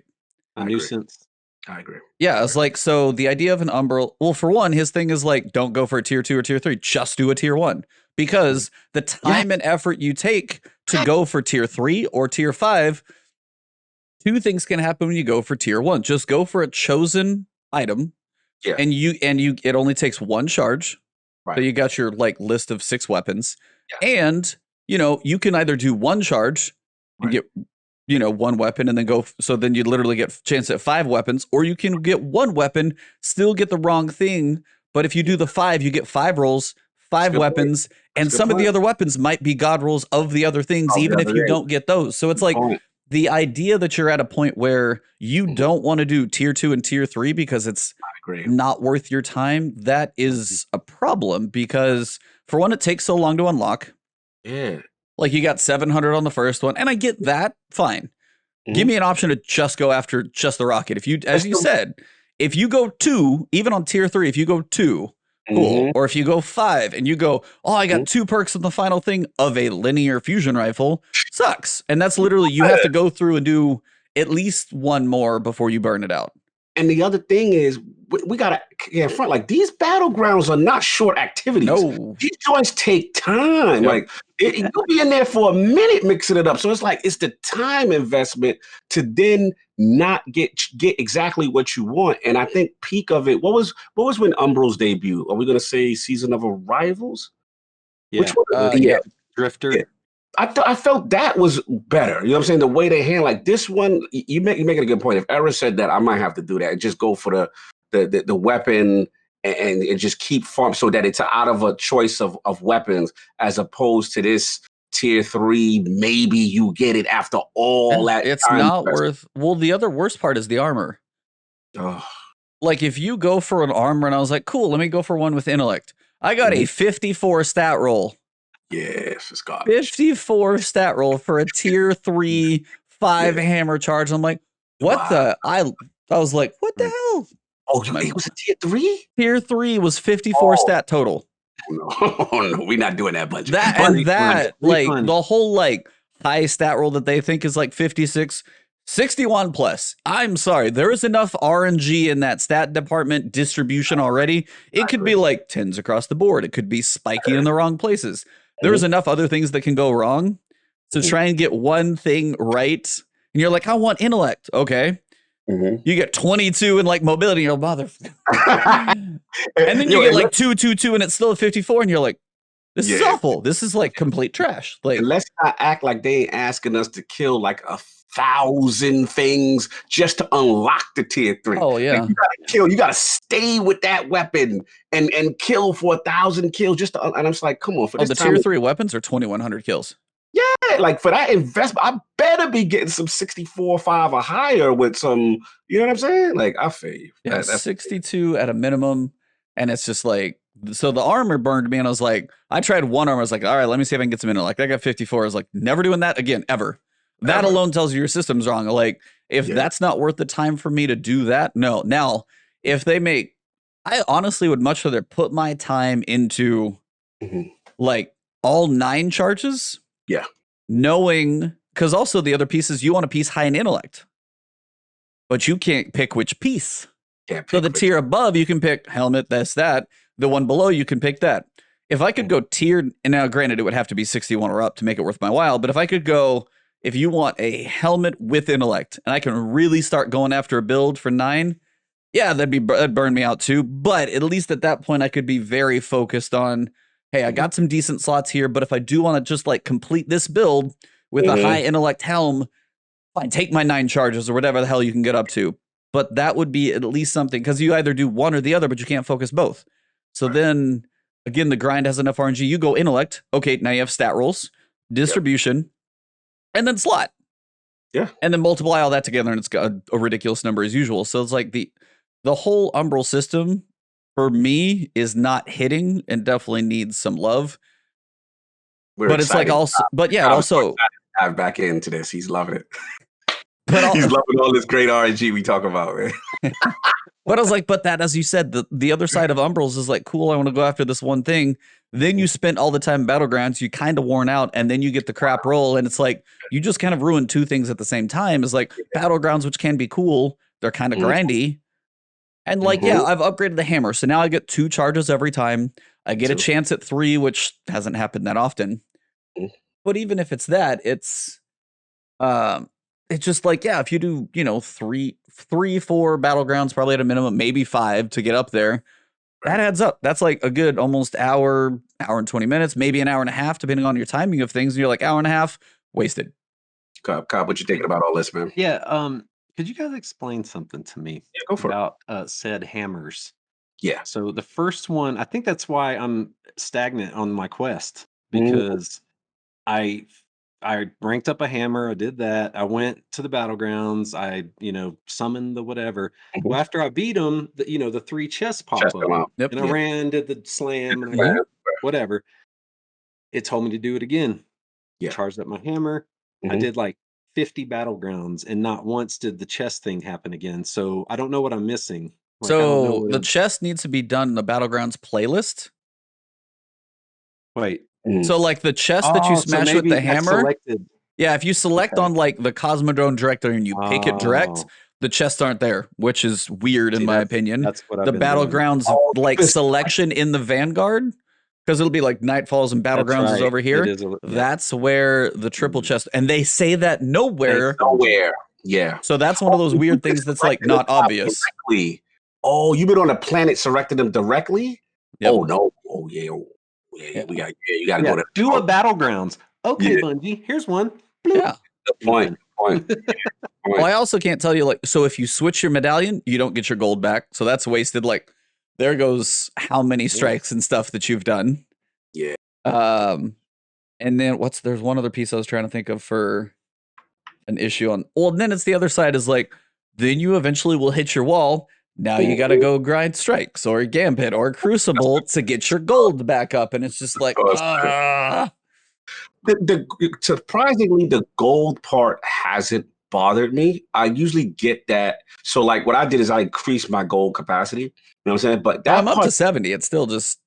Yeah, I'm up to 80. But it's like, I know what you mean. But again, it's just like you said, it's one of those things where the way this little loop is going is just not clean. You know what I'm saying? And it makes it redundant when it shouldn't be. And again, the activity is not short. This is a time investment activity. So for that time investment, you want to be rewarded better, and they got to do a better job. So finally, I'm like, I was liking this, and then now that I've gotten deeper, I'm like, still needs work. Dude, That's what, man. piggybacking that experience you're talking about, I Mhm. had that with Breakneck. I used to love me some Gambit. Yeah, But when I had to do 50 matches or Yeah. whatever it was in a row, yeah, yeah. What I was agree. it this week? The challenge, one of the seasonal challenges, is infamy ranks. They're Yeah. worded ranks, so you literally have to reset your infamy. You have to go from 0 to 15,000 or reset it at legend. Now, Mhm. this is like double, maybe triple started today, so like it's a good week to work on it. But if you're working and you technically have all season to do it, that's still a lot of Gambit, because if you are playing against, there's no freelance playlist. No. And if you get paired up against people that like spawn a boss and nuke a boss, you lost. Yeah, you ain't no way. at least it's faster now. I mean, Yeah, it is faster. I will give you that. And I played some, like I won some, I lost some today. Chat was there earlier with me, and I was like, hey, let's play some Gambit because I got to work on this. We won some, we lost one. Dano jumped in there a little bit to help me out, and we were playing. But there's sometimes we were like, hey, we tried, and then just the boss health goes. Yeah, for me, I don't think I'm ever going to get dredging because I waited too long. And now with what is it, that one thing where they want you to get 75 motes or something, with how quick it is and lack of rounds, like I think that's down to 50 now. They did change that for dredging, I believe. okay, because I'm like, bro, I'm never gonna get that. Yeah, I was Like, gonna say, like, honestly, what you need to do, recruit some buddies Mhm. to run together and let you pick them up. yeah, That's, I mean, if you got friends on some playlists, like 2 or 3 people playing together, Mhm. they Yeah. don't pick any. You just have to be the one to pick them up. Somehow get a 4 stack with you, and they just like they kill everything. You run around, pick them up, and dunk. That's your whole job, and that's your one way to do that. And that's again, like, take a solo person playing. That's next to impossible. Like if you're with a group and you don't know them, you're never gonna get that done. never gonna get that done. Never gonna get that. I agree. You have to, as a controlled, you know what I'm saying, task just to coordinate tasks just to get it. But yeah, no, I agree. Like I said, that part needs work. What else we got? Oh, and then yeah, New Red saying down the road the challenges want you to kill 40 guardians in Gambit. A lot of invading. So again, it's like, do I work on it now? Right. Or do I? Yeah, I know my internet popped in and out. Saw it there. Sorry, guys, on the connection. Okay. But yeah, it's like that's for Gambit kind of being shrunk a little bit, but no new maps, not much changes, and there's really only one gun that everybody wants in there with the bottom dollar. There's a fusion, but I don't even want to worry about that one. Yeah. That's a whole lot of Gambit they want you to play for not much really that has changed with the mode. Right. I would agree. Yeah, Fallout maxed his Gambit. He maxed it and didn't get one bottom dollar drop. Yeah. And if he did that, I think he did it sooner than Infamy, so his was a slow grind. Yeah. Yeah. But yeah, also this coming week they had a preview comment or a patch kind of update on Tuesday. So we've got the preview coming for a couple things changing next week. We've got the Grandmasters coming. So as usual, max power cap is 1325. You can't be above it because you're capped, but they're actually at 1350. So artificial difficulty fun. Go ahead and be squishy. Each strike will have a specific set of modifiers. We know that. One Grandmaster will be available each week. On April 20th, this line people had way too much fun with. That's 420 for those of you guys who didn't pick that one up. You'll have the opportunity to blaze through all available Grandmaster Nightfalls through a direct launch playlist. And I was like, well, I do believe they are in Washington, so that one hits spot on. I got to call them out. They used that one last year. Oh, really? They did? Oh, I didn't. I must not have caught it. Last year, they used it. Blaze a path or something like that. And I remember it distinctly. The same boss. Yeah, exact same. Blaze your way to. So somebody's recycling Dylan or Cosmo. Yeah, I think DMG wrote this one. But yeah, final 3 weeks you'll be able to work on them. This will now allow you to get your chances to get your Adept PvE weapons. So we're gonna have a chance at our Adept Shadow Price, Adept Palindrome, and Adept Swarm. Swarm being at least a arc machine gun, which we don't have a ton of those running around. I just need to get a normal one. I will tell you, I've run not a ton of Nightfalls, and they've been a little lower difficulty. I've literally got 0 of these weapons so far in my normal runs. I don't have a Shadow Price, Palindrome, or Swarm.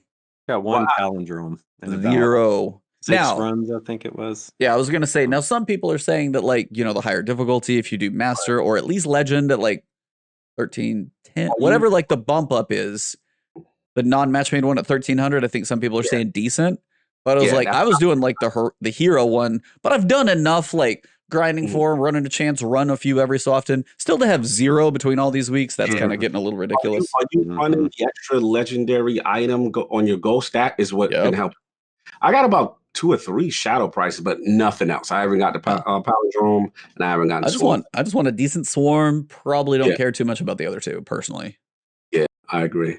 I'm with you. I was saying that he said shadow price needs to be a 600 RPM. Yeah, I wish it was 450. It's a 450. Yeah, shadow price. That's what swarm's the only one I really want. Like I don't even know what care. It's just an arc machine gun, so I just kind of want it. Absolutely. But yeah, it's like, are you? When you kind of get into running with your crew, are either of you guys Grandmaster runners? Do you guys ever get into that? Myself, probably not. Yeah. I do like challenging things, and every now and again I'll grab Pale or someone. I might go for a shadow price. I don't know. I'm a big AR guy, but I don't know. The loot, I guess the loot doesn't outweigh the frustration for me or something. You know, some of those. I might give them a try here and there, but you know, some of those bullet spongy ones, the fun gets sucked out of it for me. You know, I have kind of weird a comment. I've yet to run a Grandmaster. Again, to me, you know, I just felt before adept weapons were introduced that the incentive to do that for shards and a golf ball was not anything I was interested in. So I was just like, that ain't happening for me. I'm sorry. You know what I'm saying? Grandmaster I'm running is in the record player. Exactly. You know what I mean? So for me, I'm like, don't push me. I'll get my prisms and golf balls the old-fashioned way. I'm good. You know what I'm saying? Now they introduce this. And look, the adept stuff is a carrot. You know, some people are very interested. Again, for me, still not enough for me per se. You know what I'm saying? Like, you know, the plus whatever, handling and whatever. And I think maybe it's because I'm sorry if I'm upset anybody. These 3 particular weapons, although they are classic, but they do not do anything for me really. You know what I'm saying? Machine guns are not in a good place for me to go crazy for. That's just me. Yeah. Xenophage is literally the only one I care about typically. Yeah, it's like since I've been mad at Bungie with machine guns and linear fusion rifles for a while. Yeah. And it's like, fam, I love what you did with rocket launches. Rocket launches are in a great place now. You gave them that overall, was it 30% buff? Oh, yeah. But linear, man, and again, shout out, I know we talked about him earlier, but I got to shout him out. Error, he's got a good video. Like, even with linear is like, the best new ones, the new one that's out now, you know, even if you put Vorpal on it, and Frenzy or whatever, Clown, like the best possible rolls you get, the damage output, the DPS is not good at all. So it's like they just need that slight bump. And for me, these 3 archetypes outside of Palindrome, I want to get Palindrome. I want to see how that is. I have not touched that. But outside, shout out, Noob said it the exact same thing. Apart from Palindrome, nothing really is good. And Palindrome's good only because of the thank you. So for me, you're not getting me to go in there and get slapped just by getting that level of difficulty and being, you know, angry. I'm not going to put myself through that level of frustration for, in my opinion, mediocre weapons with some archetypes that are not great. Now, Trials, they did a good thing. Like, they put Messenger in it. That's a great archetype. That hard-hitting Desperado, unique perks, you know what I'm saying, kind of thing. We're not even seeing any, I mean, correct me if I'm wrong, E. Like, is there any... I'll look while you talk, but I don't know of many. I'm not even seeing any combinations that could be exciting. And I'm like, yo, I would want, you know, a swarm with X, Y, and Z perk combination. That's God tier or whatever. Like, none of that stuff. I'm not. I'm sorry. No, I mean, literally, like, for your perks in both columns, when you look at Swarm, for example, which is one I might be excited about. Killing Wind, Outlaw, Dynamic Sway Reduction, Surplus. Zen Moment, Slideways, Tap the Trigger, One for All, Dragonfly, and Vorpal. Like, they're fine, but there's nothing, and that's the kind of the thing that's burned me a little bit with this stuff too, is like, I was lucky enough, shout out to Silver Spear, and I am so sorry I forgot his name, but like, those 2 basically dragged my hindquarters through Conquer. They did in like 2 days. I forgot your name. Shout out to him. Honestly, yeah, like, I would have to look up the gentleman who helped. Yeah, both of them they were awesome. Now, like, it's the issue with like the Grandmasters. I haven't been doing the pinnacles that hard. You have to be 325, but you don't get any benefit for being higher. I am like 13, 16 right now, I think. My pinnacle grind hasn't been crazy. I haven't been raiding as much, and I know that's where you get most of it. Yeah, but it was Dano. like... Dano said, shout out to that dude. Y'all are killing me. I am sorry. I was like, I apologize for forgetting.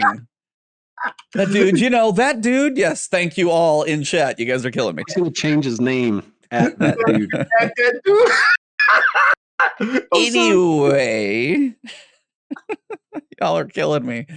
Shout out to that dude. Yes.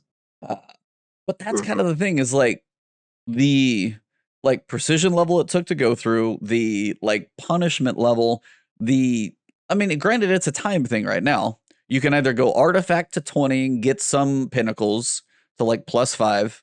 Your honestly better benefit is to actually get your pinnacles to +10 so your weapons hit harder, because then the artifact is only doing some of it. But it's like, as you guys said, the punishment for the average person to go through for a Grandmaster is not worth the adept version for sure. If I can get even a normal version of a swarm that's got a decent roll, the adept is not going to set itself apart enough, especially in a PvE activity. Like PvP, you have like small differences that'll make a difference because they try and keep it fairly balanced. But in PvE, just like crazier is better.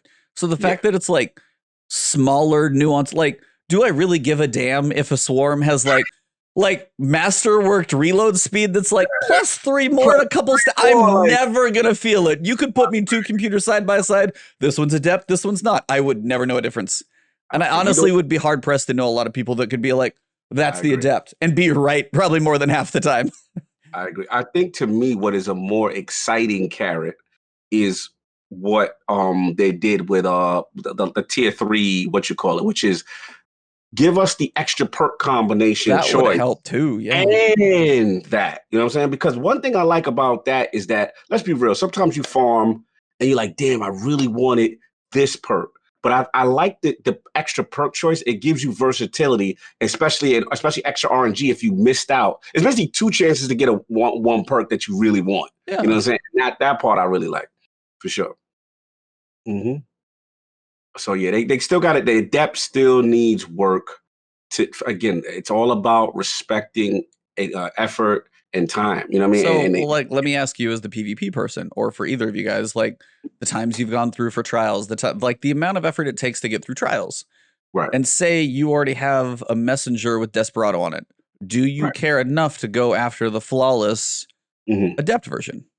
I only cared when Summoner Adept was around. I definitely fought for that bad boy. But that was, what, Destiny 1? Yeah, it was D1. Yeah. That was fire. I remember Summoner. That was fire. So nothing really in D2, I don't think. I mean, I want to try the hand cannon out. Yeah, I want to get that too. Igneous. Shout out Deluxe. And if he's still in chat. Shout out to him. You know what I'm saying? Yeah, no, I mean, for me, it was first the auto. What was it? I'm looking at them right now. Yeah, Summoner, like you said. And then obviously Messenger. I still got an Igneous. Look, I have the incentive to go in there, you know what I'm saying, to rock out for the weapons, but it's one of those things where, again, the actual lighthouse, you know, getting that weapon, I think the problem I'm having, again, this is another, matter of fact, this is a good question, because the problem I'm having is the same thing they're doing with Iron Banner right now. I don't like this new thing where it's like, yo, we're going to give you Iron Gaze or whatever it is, plus, 55 range, but minus 65 this. No. Yeah. This is a perk. Stop taking something away from, you know what I'm saying? Like, because it makes it unattractive. I was speaking to Kai Batsu. He got like this crazy thing, but it like nerfed the range all the way, and it gave him all this stability. And I just hate this push-pull plus minus thing. There's no incentive for me to now go get a mod that it's not just a straight buff. Like, that's what it should be. Like, it should be a straight buff. I know they're so scared about balance. I get it. I know. But if you're putting people through this hell of an adept nightfall, of a lighthouse run, like, these things need to be significant better. I'm sorry. Like, they need to be. Like, they worried about it. We lost Cobb. But yeah, that's my only thing, man. I just really hope, they get back to that, because, this minus stuff is just, it doesn't feel good, E. Like, it really doesn't, especially like the perk combination stuff. Like, that's where I'm at. But What you think? Yeah, no, I mean that's the same thing for me too, and hopefully we'll get Cobb back in here soon. I'm trying. Yep. All right, we hear him. We hear him. Yeah, we're here. We hear you. But like that's I mean, the mods for me too. When I saw some of those were gonna be, there we go. We're back. The mods with even a little give and take on adept is just like, how do you do that? How can you even like? You're gonna go through all of that pain and hell. Now, granted, here would be one way to do it. Like, so you have the nightfalls now starting to have adept mods potentially drop. Right. Have some adept mods that do combatants only or whatever qualifies as enemies of the darkness, whatever, item they used to use, and be like, hey, when playing in, non-crucible activities or whatever, or against non-guardians, this has, then they could do things a little more over the top, because that kind of leads into the sandbox thing we'll talk about here soon, of splitting sandboxes. Because what if you got a perk where it was like, hey, this adept mod will double your magazine size in PvE. Right. Like that'd be like 150 bullets on like a machine gun magazine. Then it'd be like, okay, now we might talk a little like it needs to be something to that level where PvE can shine, especially as it's a PvE activity, not like here's a smidge more stability, handling, real speed. Like I'm not gonna feel it. It's not gonna do enough. It's not tangible. And the last point I'll make is before I give it back to Kyle, is the intrinsic from the PvP side. I'm gonna beat it down ad nauseum. Celerity needs to be intrinsic. So at least the adept version should have that. Oh, right? 100%. Version should have that, because that is a specific perk. If my fire team's down, I get this bonus range in all these categories, or bonus thing in all these categories. That does not feel good as a perk wasting a slot. At least they should have made that in adept. So yeah, again, intrinsic celerity. I love final perk, double perk choice. You know what I'm saying? Then you could throw your little mod on it on top if they want to play the little plus minus game. Okay, fine. But it needs to be an abundance of riches. You know what I'm saying? Like not just that, so they still got a ways to go there when it comes to this adept stuff. I'm not all the way there. And that's one thing why I wanted to turn it over to, and I guess we can just literally do this now, is I wanted to ask Cobb, why has Outriders kind of sunk its teeth into you a little bit? What has kind of got you excited about that so far? It's funny because that is actually a really good segue. It's the combat's really satisfying in it for me, but I think it's the weapons and all the abilities. Like I got a shotgun. When you shoot people, they start floating in the air for 5 seconds. I mean, think about how you got your boys lined up. Get ready for these headshots, and you're running, boom, boom, boom, hitting them, and they're just floating headshot. And like, just the abilities, the guns. There's a gun, you shoot people, and lightning comes down out of the sky, and it's just constant. It doesn't have to proc on a headshot. Everything's like over the top. Like you just feel like a beast, So I'm pretty excited for the full release. Definitely nothing will ever be a Destiny killer, but it will be a Destiny filler. That's good. I like the name there. Yeah. And I'm with you guys on the whole plus minus thing. There's nothing worse than being like, dude, look at this. Oh, cool. If I put this up, wait, it takes 89% of my super. Like, F that. Oh, God. Hit a boss with 1 kill, and take 99% of your super. You'd be like, it's the same thing with Stasis. Right? It'd be like, yo, minus this. We're going to give you extra super energy, but you're going to minus your intellect. We're going to minus. I'm like, come on, let me rock. Yeah, like, PvE should be wide open. We should feel like just badasses. I mean, we do. We use our space magic, but still, I mean, it's like, but after playing Outriders, and Dakota said it, is like, it makes you feel powerful. And I've said this, we've all probably said it countless times. Destiny typically doesn't make you feel that powerful. Like you can do what? Oh, when they do, they nerf. Yeah, it's like, oh, this is fun. Oh, we gotta stop that. An issue where too many people were having fun. Yeah. That was good. But it's like, but that's kind of the thing. I took my Technomancer, for example, in Outriders, and that's what I'm running. My class. Yeah. We all technos in here. I mean, I've played all 4. I have like 54 hours in the demo, so I've played them all. I've played how many legendaries? 3. Ooh, there you go. I haven't been farming I think of farming. Yeah, see, I haven't been farming as hard. I've been doing like content and other things here, but I was like, I've put a decent amount of time in, and I got 3. But that's the thing. I took the blighted rounds, and I was like, I honestly hadn't used it that much. It was the toxic rounds, and then I literally took to where, like, the combination was every kill you get while blighted rounds is active refills your magazine 30%. I was like, all right. Then I have an extra magazine that counts, and then when I'm done with the ability, then it heals my entire team a chunk of the damage that I did over the course of that. So like blighted rounds is beast, and that's the thing. I was like, it took one ability that I was like, and I'm like, I felt like a trickster. I didn't use cover once with my Technomancer because I'm just like running through, getting a bunch of kills, damage. I didn't even stop it. I'm just like, Jesus. And best defense is offense in that game. Oh, it's huge. Offense is your defense, correct. That's massive. Yeah. And something else, it's like they took all the like things other games needed to have and put them in there. It's like when quality you die, of life stuff, right? As soon as your body, as soon as your body hits the floor, you're respawned right there. All your super energy, all your weapons, all your ammo, all your grenade, like everything instantly. You're not sitting there going 30 seconds on my cooldown. Oh my cooldown! Come on, man. It just gives it to you. Like, here, have fun with these badass weapons and like. Yeah, if you die on the boss run, and when you the full game, those big creatures and all that stuff. Yeah, if you die on the boss, like on Goss, like, oh, I'm working on farming him. You die, you respawn right outside the door, full up everything, ready to go. Like, you don't have to wait. Go ahead, you're just gun, and you're like, sweet.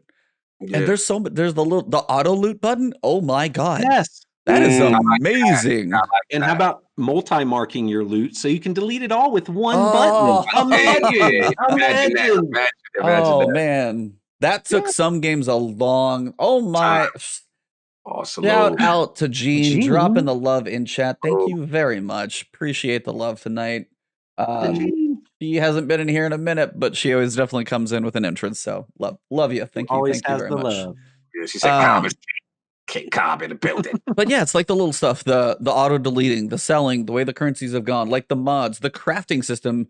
Honestly, I feel like there's a lot of people who don't know how much that crafting system is going to do. Like the way you can take a legendary tier 3, you're going to, if you break it down, because I actually have a duplicate of one. So you break it down, you unlock the tier 3 and the tier 2 mod. And I have another legendary gun with the tier 3 and the tier 2. Take the tier 3 mod. When you put a tier 3 mod in the other slot, now you have tier 3 in both. And guess what?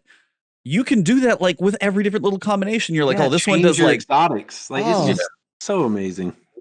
That's So I was like, I know that's going to give me kind of the over the top feel, but when the game is rewarding to like that goofy level, now that also probably tells you world tier 15, especially when you go into like expeditions for the end game, you're probably going to need some bonkers crazy stuff to handle it. So I was like, that's why it's got to be there. But that's the PvE side that I want, and that kind of takes it into the sandbox changes we've finally got when it comes to Stasis, and you've got a whole bunch that say PvE blank R unchanged, and that's huge. So, Cog, I don't know if you got it up and want to take us through, but I know sandbox is kind of always a little bit of your wheelhouse. So if you want to take us through mostly the Stasis stuff, we've got like armor and Devil's Lair and some bugs fixed, but I was like, I think the big change for a lot of people is the Stasis. So I wanted to get your thoughts on these. Straight to the Stasis preview? Yeah. Yeah, so pretty much they jump in and they were like, look, they made some targeted changes to Stasis. In 12, they wanted to see how they landed before making any more adjustments. Now that we have several weeks of data to analyze, because you know they love their data to analyze, we're ready to make some further changes to address additional pain points of Stasis in PvP. Pain points. I love that. Pain points. Like action puncture or so. So they said, here we go. They said, our goal with these changes is to reduce some frustration. And they said, we're fighting against Stasis subclasses in the Crucible while maintaining their power in PvE content wherever possible. With that said, some changes required us to adjust the global behavior of some abilities. In the patch notes below, we've explicitly mentioned which changes will affect Crucible functionality only. So they start to go into it. So we start with Hunter. Shatter Dive. Remove damage resistance from Shatter Dive. Added a 4-second cooldown between activations of Shatter Dive. Then we got Withering Blade. Decrease Withering Blade damage against players from 90 to 65 damage. PvE damage unchanged. Decrease Withering Blade slow attacks applied to players from 60 to 40 stacks. PvE slow attacks. I honestly found Withering Blade weak in PvP. Dude, the only time I've ever killed somebody is when they had like 2% of their health left and I threw it and hit them.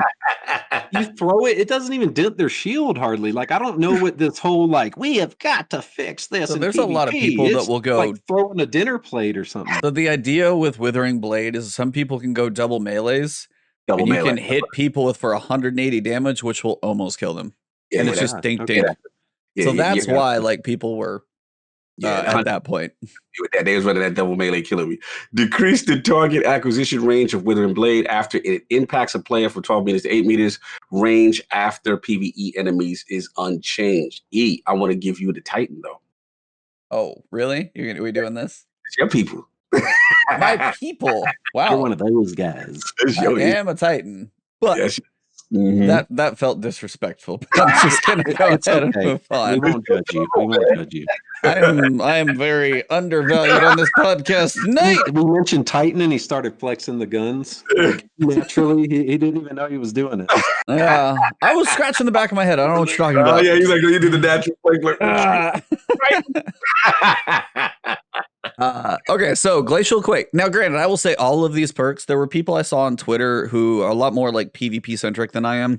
Ascendant Nomads, the Fallouts, the Drewskis, all of like literally Ascendant Nomad literally took every one of these. Green check, green. Like so many people who are very PvP focused were very happy about these perks.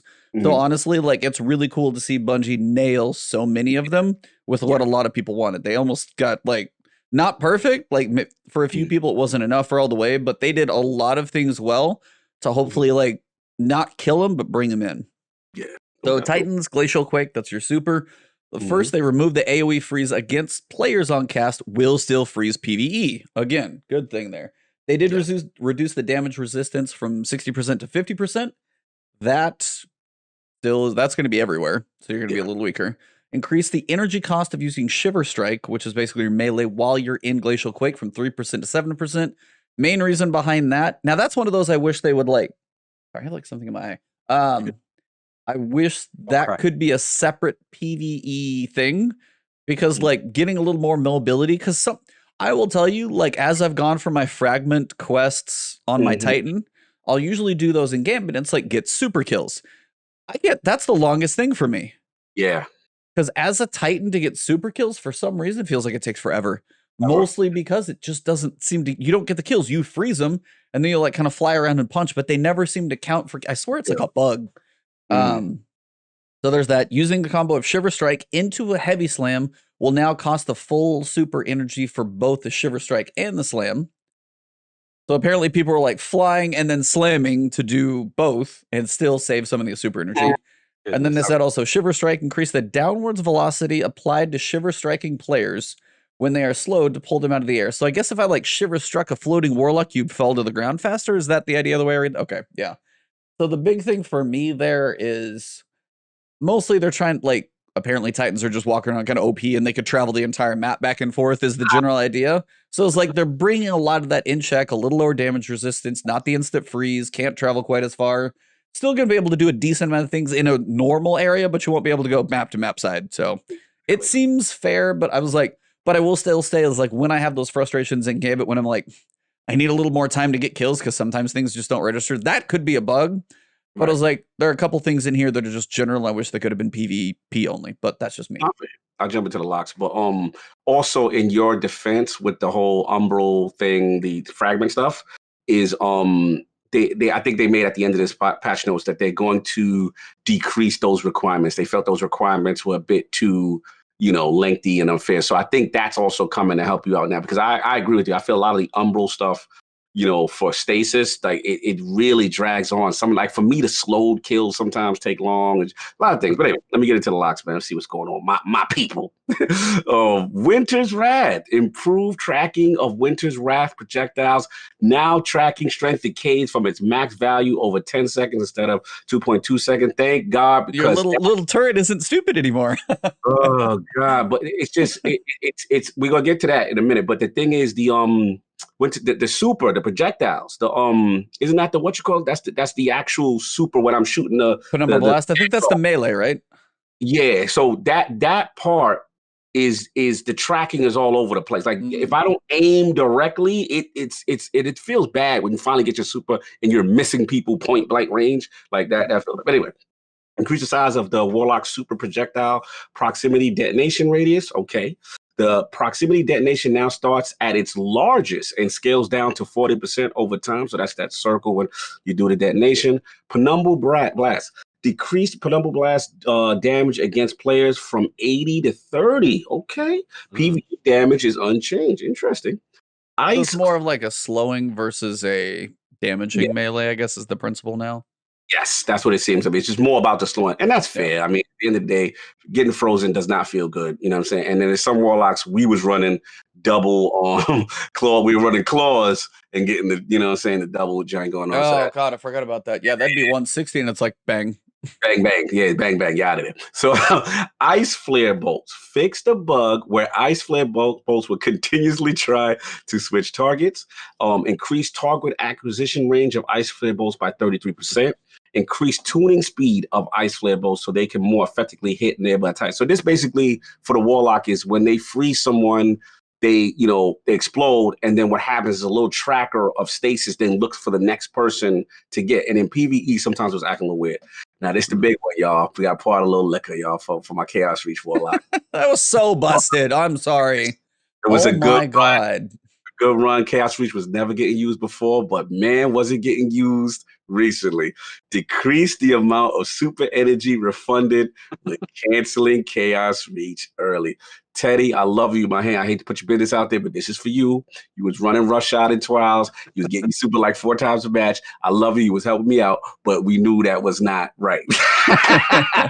As well, it was busted. It was busted. I just like the fact that Chaos Reach was actually getting some play in PvP. You know what I'm saying? But it was honestly, well, the other piece about it was, which is also why Stasis needed some hits in the faces, which is why they needed to wait on this one, is because the range, the non-slowing, like I can't tell you how many times as a Hammer Titan, Stasis has just screwed me. And it's not a Stasis super that screws me. It's like a melee or whatever. And I'm like, I'm literally a ball of fire and you're freezing me here. What the heck? Like, that's one of those like yes. Like I feel the light subclasses when I completely agree with it. Funny you said that, E. I feel like you said, if I'm running Dawnblade, I get hit with like my natural fire ability should be an ultimate counter to being frozen. Right? Mentally, it doesn't feel right. I'm frozen while I'm heating up. Like I don't. You could do damage to me, sure, but I was like, I feel like you shouldn't just shut me down when I'm a ball of fire. Other things, that's like debatable, but fire should be the counter to stasis. Yes, at least. 100%. It's funny you said that because I always thought that when I played PvP. All right, so again, rest in peace, Chaos Reach Warlocks. It was a good one. Salute to the homies. Deuces. Yep. It was a good one, man. But Dust Field Grenade. Oh boy. Man. Yeah, this is a big one. Reduce how strongly Dustfield Grenade pulls players inward, effectively reducing the pull range from 9.5 meters to 6 meters.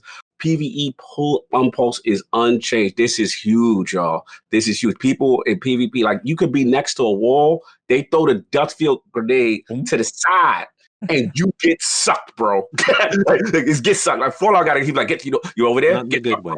Yeah, exactly. That's the way to go. So that need to get changed. So hopefully this corrects that. Reduce the slow stacks applied to players by the grenade detonation from 20 to 10 stacks. Detonation slow stacks are unchanged against PvE, so this is good. PvE is not being touched by this. Reduce the slow stacks applied to players on each tick of the grenade from 10 to 5 stacks. Pre-tick slow stacks are unchanged against PvE. Again, this is good because it's great in PvE when you can do it on mob enemies. Adjusting the UI presentation of the slowed status to display slow stacks as X/100 instead of X/10 to increase readability when adding slow stack amounts that are fewer than 10. UI stuff. Stasis crystals. Reduce crystal state shatter damage against players from 85 max to 55 min, 55 max to 25 min. PvE damage is unchanged. Whisper of Change. Which one is this? Whisper of Change. Reduced Whisper of Change damage resistance bonus while in super from 25% to 5%. Damage resistance when not in super is unchanged. This only affects damage from other guardians. I forgot what these fragments are. Whisper of Torment. Fixed a bug where players could continue. This one I know. Yeah. proc Whisper of Torment while standing inside an opponent's barricade. Educate So me. Whisper of Torment basically would recharge your abilities while standing in a barricade. So if you found like an unused barricade of an enemy, you can sit there and take the tick damage and never die. Oh, wow. Oh, wow. You just recharge it because you won't ever die. And that's one of those things about the barricade. Like it'll kill you, almost kill you. But if you actually found like an unused barricade, like you killed somebody behind it and nobody's around, you can just be like, stand there, and then if you hide to recover, done. Abilities are up. So like that's good. Okay. Stasis Fragment Quest. Here we go. Significantly reduced objective completion values for all Crucible Fragment Quests. Yeah, these not Gambit, but the Crucible stuff is still bad. Crucible was worse. So yeah, I mean these are the majority. Shout out to the community that had a lot to say about this. We bring it to Cobb, man. Like, what are you feeling now that you're seeing Stasis get all this, attention, so to speak? I mean, it's good. It's good. I know, like True Vanguard and a couple others have like literally put down their rifles for PvP because of Stasis. So I think it'll help a lot in there because it was like every 5 feet you're frozen. Someone comes around the corner and just kill. I mean, I honestly don't see how they still can control, how much frozen ice. It's still Stasis. So no. It'll be interesting to see what the community thinks once that happens. But I think it's a good move in the right direction. That's for sure. Now, I may use Stasis as a hunter. You may be part of the problem. You may be part of the problem. I hate those people that. You stupid. Admittedly, I'm not as good with Stasis as some of these other crazy people, but yeah, I think it's a good thing. I think it's a good. It shows they're listening. They've always shown they've listened a little too much sometimes, but yeah, I think it's good. No doubt. I'm very curious, man. Now that this megaton of Stasis info and nerfs, how are we feeling, sir? Well, for one, I love the split sandboxes. Please do this more and more and more so PvE can be more powerful. That's like my big takeaway of this one is the split sandboxes for a lot of this stuff to make sure you don't, because that was the first thing they did when they nerfed the Warlock melee. You're like, well, I feel gimped in PvE now. It's like, oh, I'm going to get that guy. Nope. Can't go anywhere. So the split sandbox is big. A lot of this stuff seems in line with a lot of stuff I heard from like the guys on Firing Range, which like those 5 guys are just like the epitome of like the sandbox masters. Like you got the Fallouts, the Drewskis, Kami Cakes, Mercules, and Cool Guy. Like that's what they do. Salute. I gotta pause for a second. Chunk the Hut dropping the 10 gifts. Wow. Thank you very much, man. There is some appreciate the love. Seriously, you guys are insane tonight. Come on. A lot of love today. Trash fam, Cobb mob. Salute. So yeah, damn. But I think they all don't seem like a lot of the things that I've seen about Stasis is the freeze sucks. Yes. Just being like so like I know some people still want it to be more slowed, not frozen. And like the Dustfield Grenade being slower for the ticks and not quite as like pulling and like a lot of things seem like a good change, but not to where you just like kill it. Right. Yeah, so, I don't know how they're going to control it, honestly. I mean, it's still Stasis. Like, so it's like if the effects like the ticks are slower, it's like it's going to take longer for you to get frozen, which is before if you watch like a video about the Dustfield Grenade, you'd get sucked in unless you literally instantly start running out. You will get frozen before you got out. Like this is going to be a point to where you'll be able to get out now. You'll be slowed. The other side of it is also when you get slowed, your accuracy is absolute trash. I've seen those videos too from some of those guys. They're like literally looking right at them in a grenade and they're like, and it's like they can't hit them. So there are pieces to it. But again, it's like also the things where it'd be nice to see them on the other side go, hey, fire's a counter for Stasis. And then it's the other side, like when we get whatever subclass, well, if we get like the other subclasses, it'd be cool to see the counters in that aspect. If they ever go light versus dark counters, that'd be kind of fun. Cause then that's a whole different ball of wax when it comes to PvP. Overall, I think they didn't kill Stasis. I think this is a good first step to see where all this stuff lands overall. Yeah, I agree. I think that, look, a lot of this is much needed. You know what I'm saying? A lot of this stuff, again, in the PvP space. But the cool thing about this, which gave me hope for them, from a sandbox standpoint, is finally more focused on the separation of sandbox balance. That to me is what I got the most out of this. Because again, as a warlock, I remember when they did the initial, what is it, Penumbral Black, whatever the melee's name is, and they nerfed the range of it in PvP, and it felt horrible in PvE. And that was one of those things when they didn't have that separation, you know what I'm saying? Like, it really affects PvE. Because one thing, listen, we got to be real.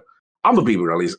I'm going to pull my card right there. Like, Stasis is fun to me in PvE. Like, I love Stasis in PvE. Like, I that's probably my de facto class when I'm doing extra hard content if I'm not running a well as a warlock. Like, it's if I want to have fun and I'm freezing, I'm slow, I'm basically controlling the battlefield, you know what I'm saying? And helping things out. So I love it in that respect. But yeah, for them to do this, I think this is a good start. Shout out to Dado. He had a funny video. They out here popping bottles right now that this stuff is getting nerfed. So we're gonna see. He kind of lost it. Oh, he was like, yeah, they feeling good. And I feel for them because look, at the end of the day, we know in PvP, like Cobb said, getting doesn't necessarily feel good. You know what I'm saying? It don't feel when you doing it, it's lit. but when you get got, it don't feel good. They're breaking your circle button. Like, is it working? Is there a delay? Did I? Bro, it works for me because I have my configuration where my crouch is, as I'm a controller player, is right analog in as opposed to. So you can just. Right, so I gotta press analog. It just feels weird. You're gonna break off your thumbstick. When I get Stasis, I give up. Yes. I'll be like, all right, they got it. Damn it. Because it doesn't matter how many, it's not a physical button for me. And I don't want to go to the other, I forgot that other control style with the crouching is the button. So ball or whatever. Yeah, I'm just like, all right, y'all got me. I ain't, because no matter what I do with this analog, I ain't getting out. Can we get a small GoFundMe setup for Cog's like replacement thumbsticks he's gonna break off right now? Or what I could do, matter of fact, I know what I'm gonna do. I'm gonna map it to a paddle. But anyway, long story short, there you go. I didn't think about that. I just helped my own self out with this. Thank you. Look, at the end of the day, needs to happen.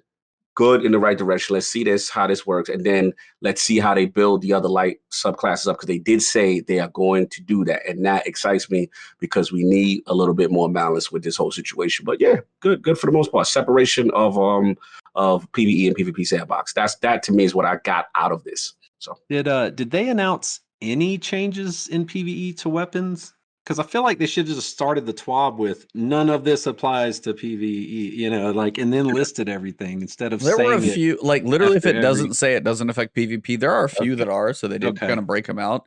I honestly wish it was exactly what you said.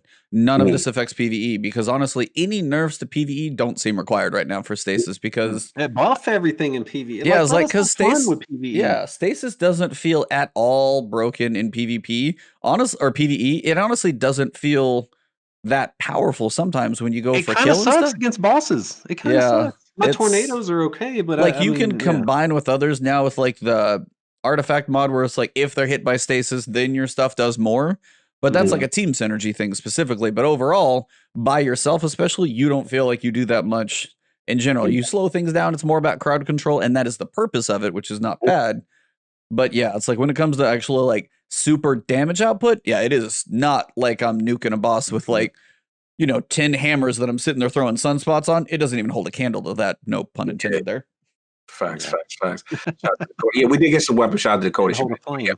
Our Arbalest got that nerf on console. That's coming. I was getting there.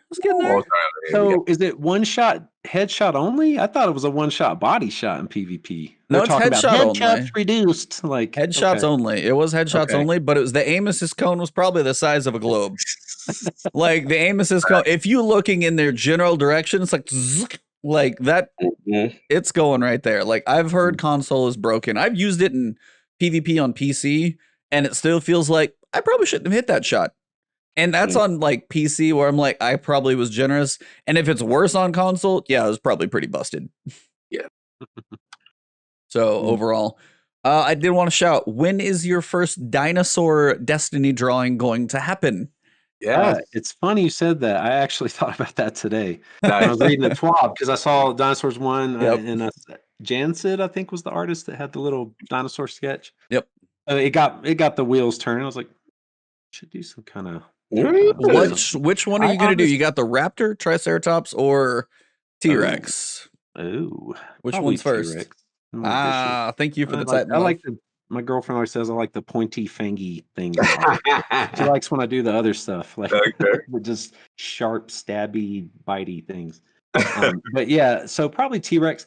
When I first saw that, I got to be honest, I was a little taken aback. I know the community was pretty excited. It's something different. It's fun, but Mhm. it seemed a little Teletubbies for me when I saw it. I was like, you see all these guardians flopping around in these like costumes. But I guess it is for Festival of the Lost, right? I mean, it's supposed to be Yeah, it's like, Halloween, fun. So, you'll be farming the Infinite Forest again with a dinosaur outfit on, but Yeah. it'll make for some funny looking oh, there's going to be towers like and Jurassic Park theme videos with copyright strikes on them. Like it's going to be, yeah, the I bet videos the are going to be Infinite hilarious. Forest. I bet the Infinite Forest will be Jurassic Park themed this time. It's gonna Please let have, that like, happen. It opens the big door.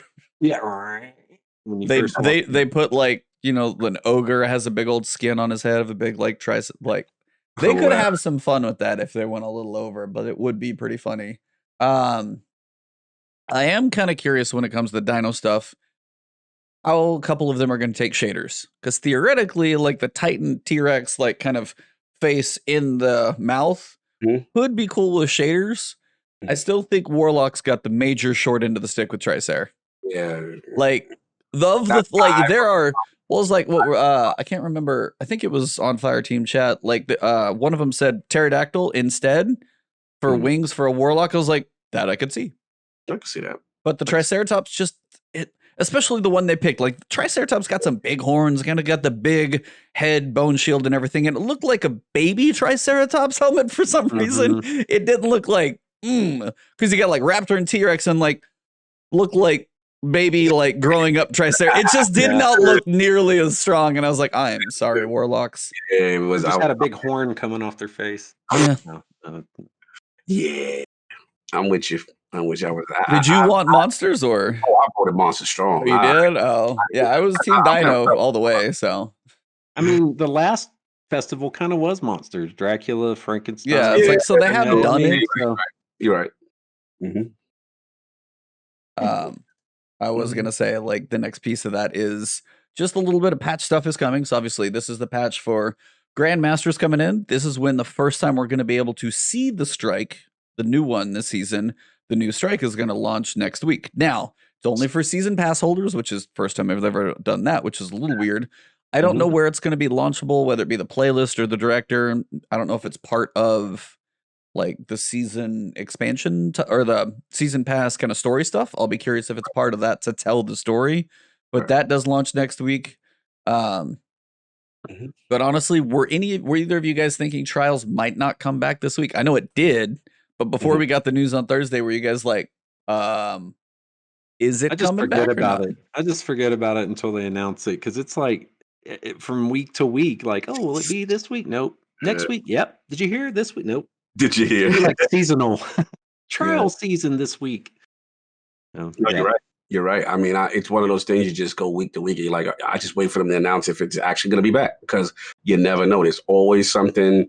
Dudes out here running hacky emblems. I know. Playing. They're like they going crazy right now. And what were they doing that broke it last time? People were just like jumping, like killing themselves, letting people go to the light. Like, how did that even work? Do you know it, Cognito? If you know it, you can explain it, because it's hilarious. I mean, you probably know the intricacies more better than me. I just know the general concept of it. Like, they all wore the emblem, and then it's like almost like a vote before.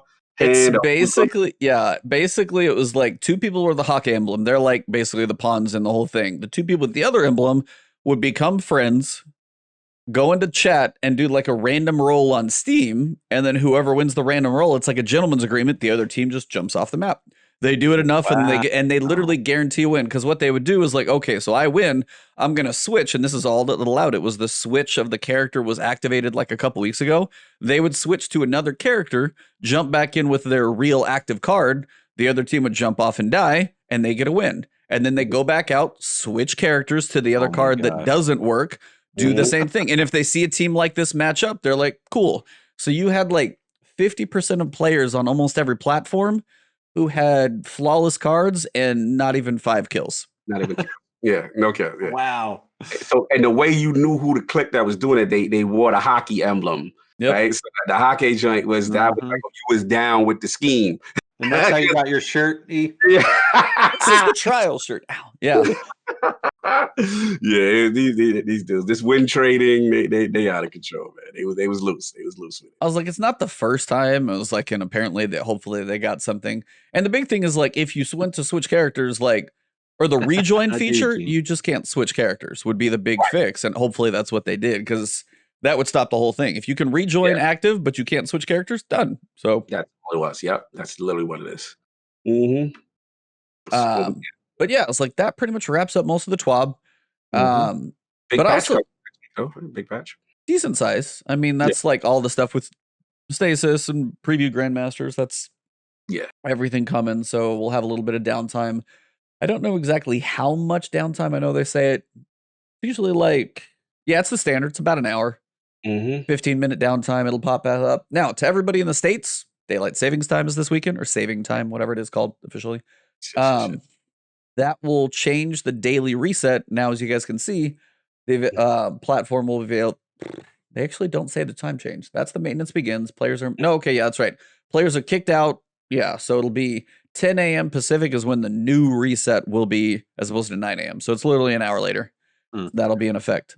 Now, is that like an official from here out? It's going to be that, or just this? Like while daylight saving time is in effect, it's going to be like. Oh, that's right. That's right. Yeah, so it bumps it up, and then November, when it goes back into effect, it drops down. But what I wanted to ask is, while I still got Gene can't get outdone over here, y'all are insane. Oh my goodness! Oh my god! Wow! Salute.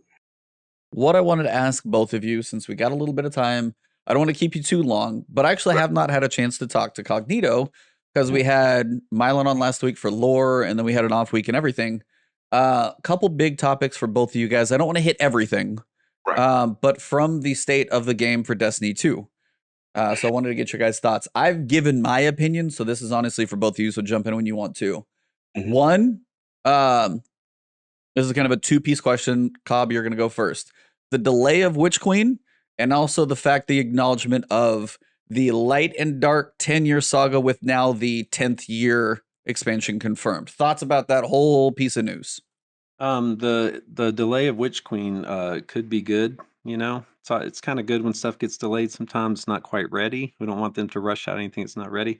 On the other hand, I don't want a massive lull like we had waiting for Taken King. Like that was, there's been a bunch over the years, but that one was especially painful, I recall. But as far as the state of the game, I think it's headed in a good place, especially with the latest announcements of the nerfing of Stasis, all that good stuff. Me personally, with that demo I've been playing, I hadn't got a lot of time in the past couple weeks in Destiny. Got on to grab a few pinnacles, with my girlfriend and stuff. But other than that, I haven't played it a whole lot. I do like the BattleGrounds. I think that's really cool, really fun to go through, and you just feel overwhelmed at times. You're just murking things right and left. But to what Cog said, that is a time sucker, like especially if you don't get the loot you want at the end. And now that I know about the hammer thing, just go for the one charge. Yeah, but I'm not super thrilled, right now with it, with the new season. I think there was some cool stuff they brought. I really like Crow's new look, but I'm still waiting for that. I love the new hidden missions. Let me say that I love those. Those are my favorite to run, hands down. But I'm just waiting for that super juicy DLC. Like it seems to, I don't know. Maybe they're not doing that anymore. I don't know.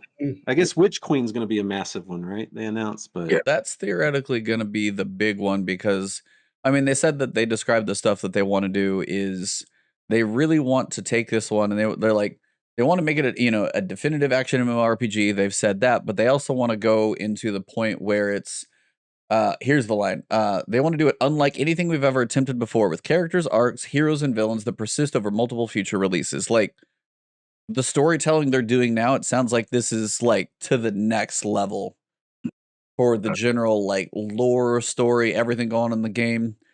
Savathun's got to be big, so it seems like they want it to be. Cog, what about you, man? I haven't honestly had a chance to talk to you about this, so we can't not. So more so about the Light and Dark, and then like the Witch Queen delay. Well, first, do you care about the delay? And then also like the Light Dark saga. We now have an expansion past Lightfall, And the fact that there's also this is the saga of 10 years. Yeah. The fact that what the hell's after that? Yeah, no, absolutely. No, I mean the delay, obviously, you don't necessarily excited when you hear about delay, but it's one of those things where, again, like Cobb said, where it's like, you know what, it's always better to delay a product so that you get the best possible product, right? We want them to be at their best. And it kind of makes sense. I mean, obviously, let's be real, Beyond Light got delayed, you know what I mean? Like, so we always wonder, like, how does this affect them? Because we're so used to the old Activision schedule. Every September is going to be this, you know what I'm saying? So now they're independent. They're an indie studio. Apparently, I was like, speaking of Activision, that's something they kind of wanted to do, but never got to. So Exactly. so like, that's cool. Look how the delay helped Cyberpunk. I mean, yeah, delay.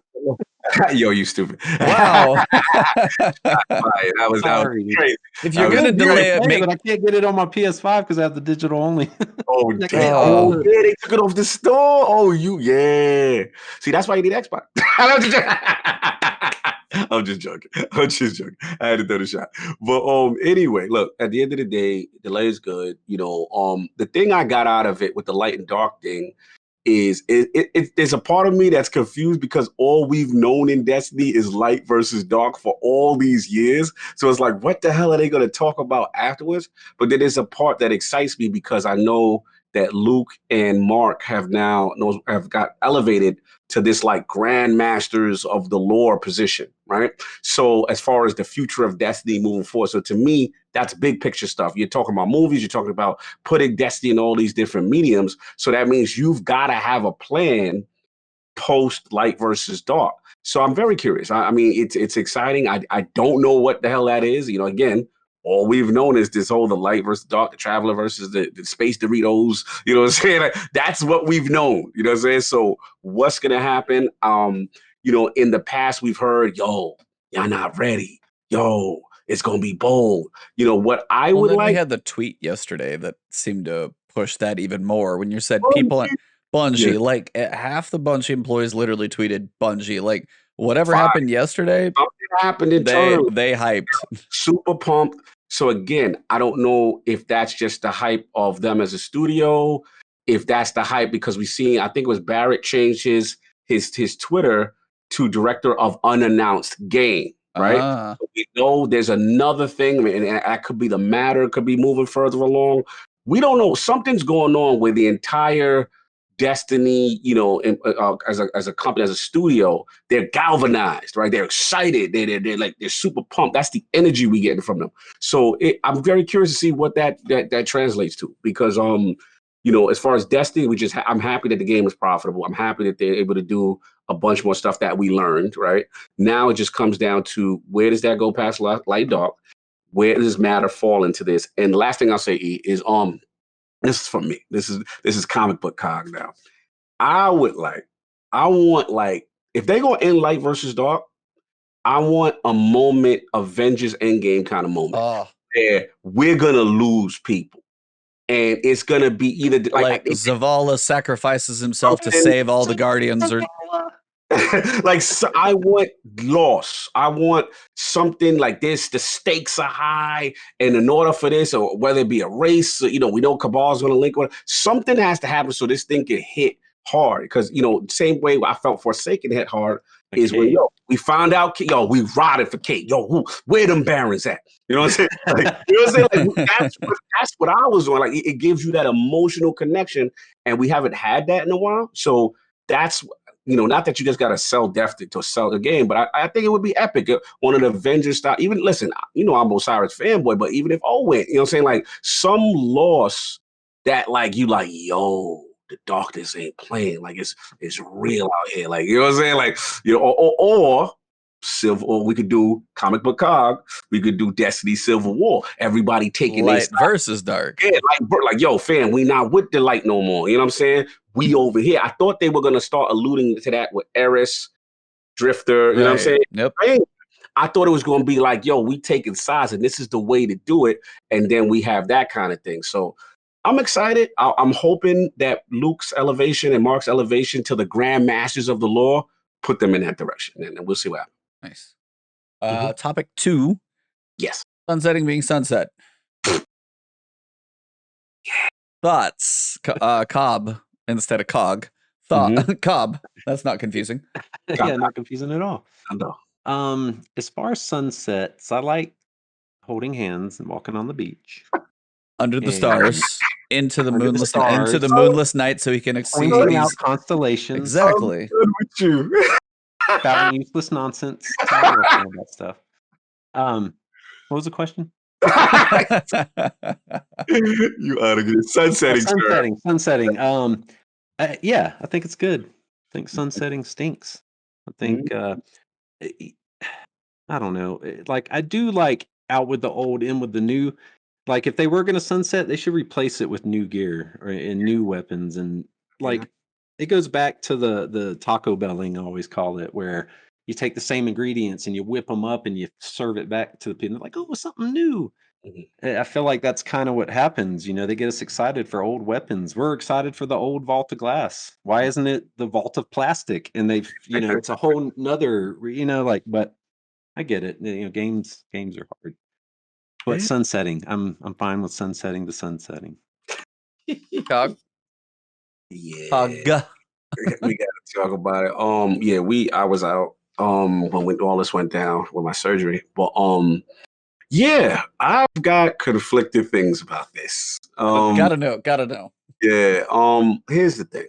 As you know, as Cobb would know, me and E went at each other very hard at the initial announcement of this thing, right? And at the time, I was just like, yo, you know, I don't understand. And the arguments presented to me, not by E, but by Bungie, right, was, yo, power creep.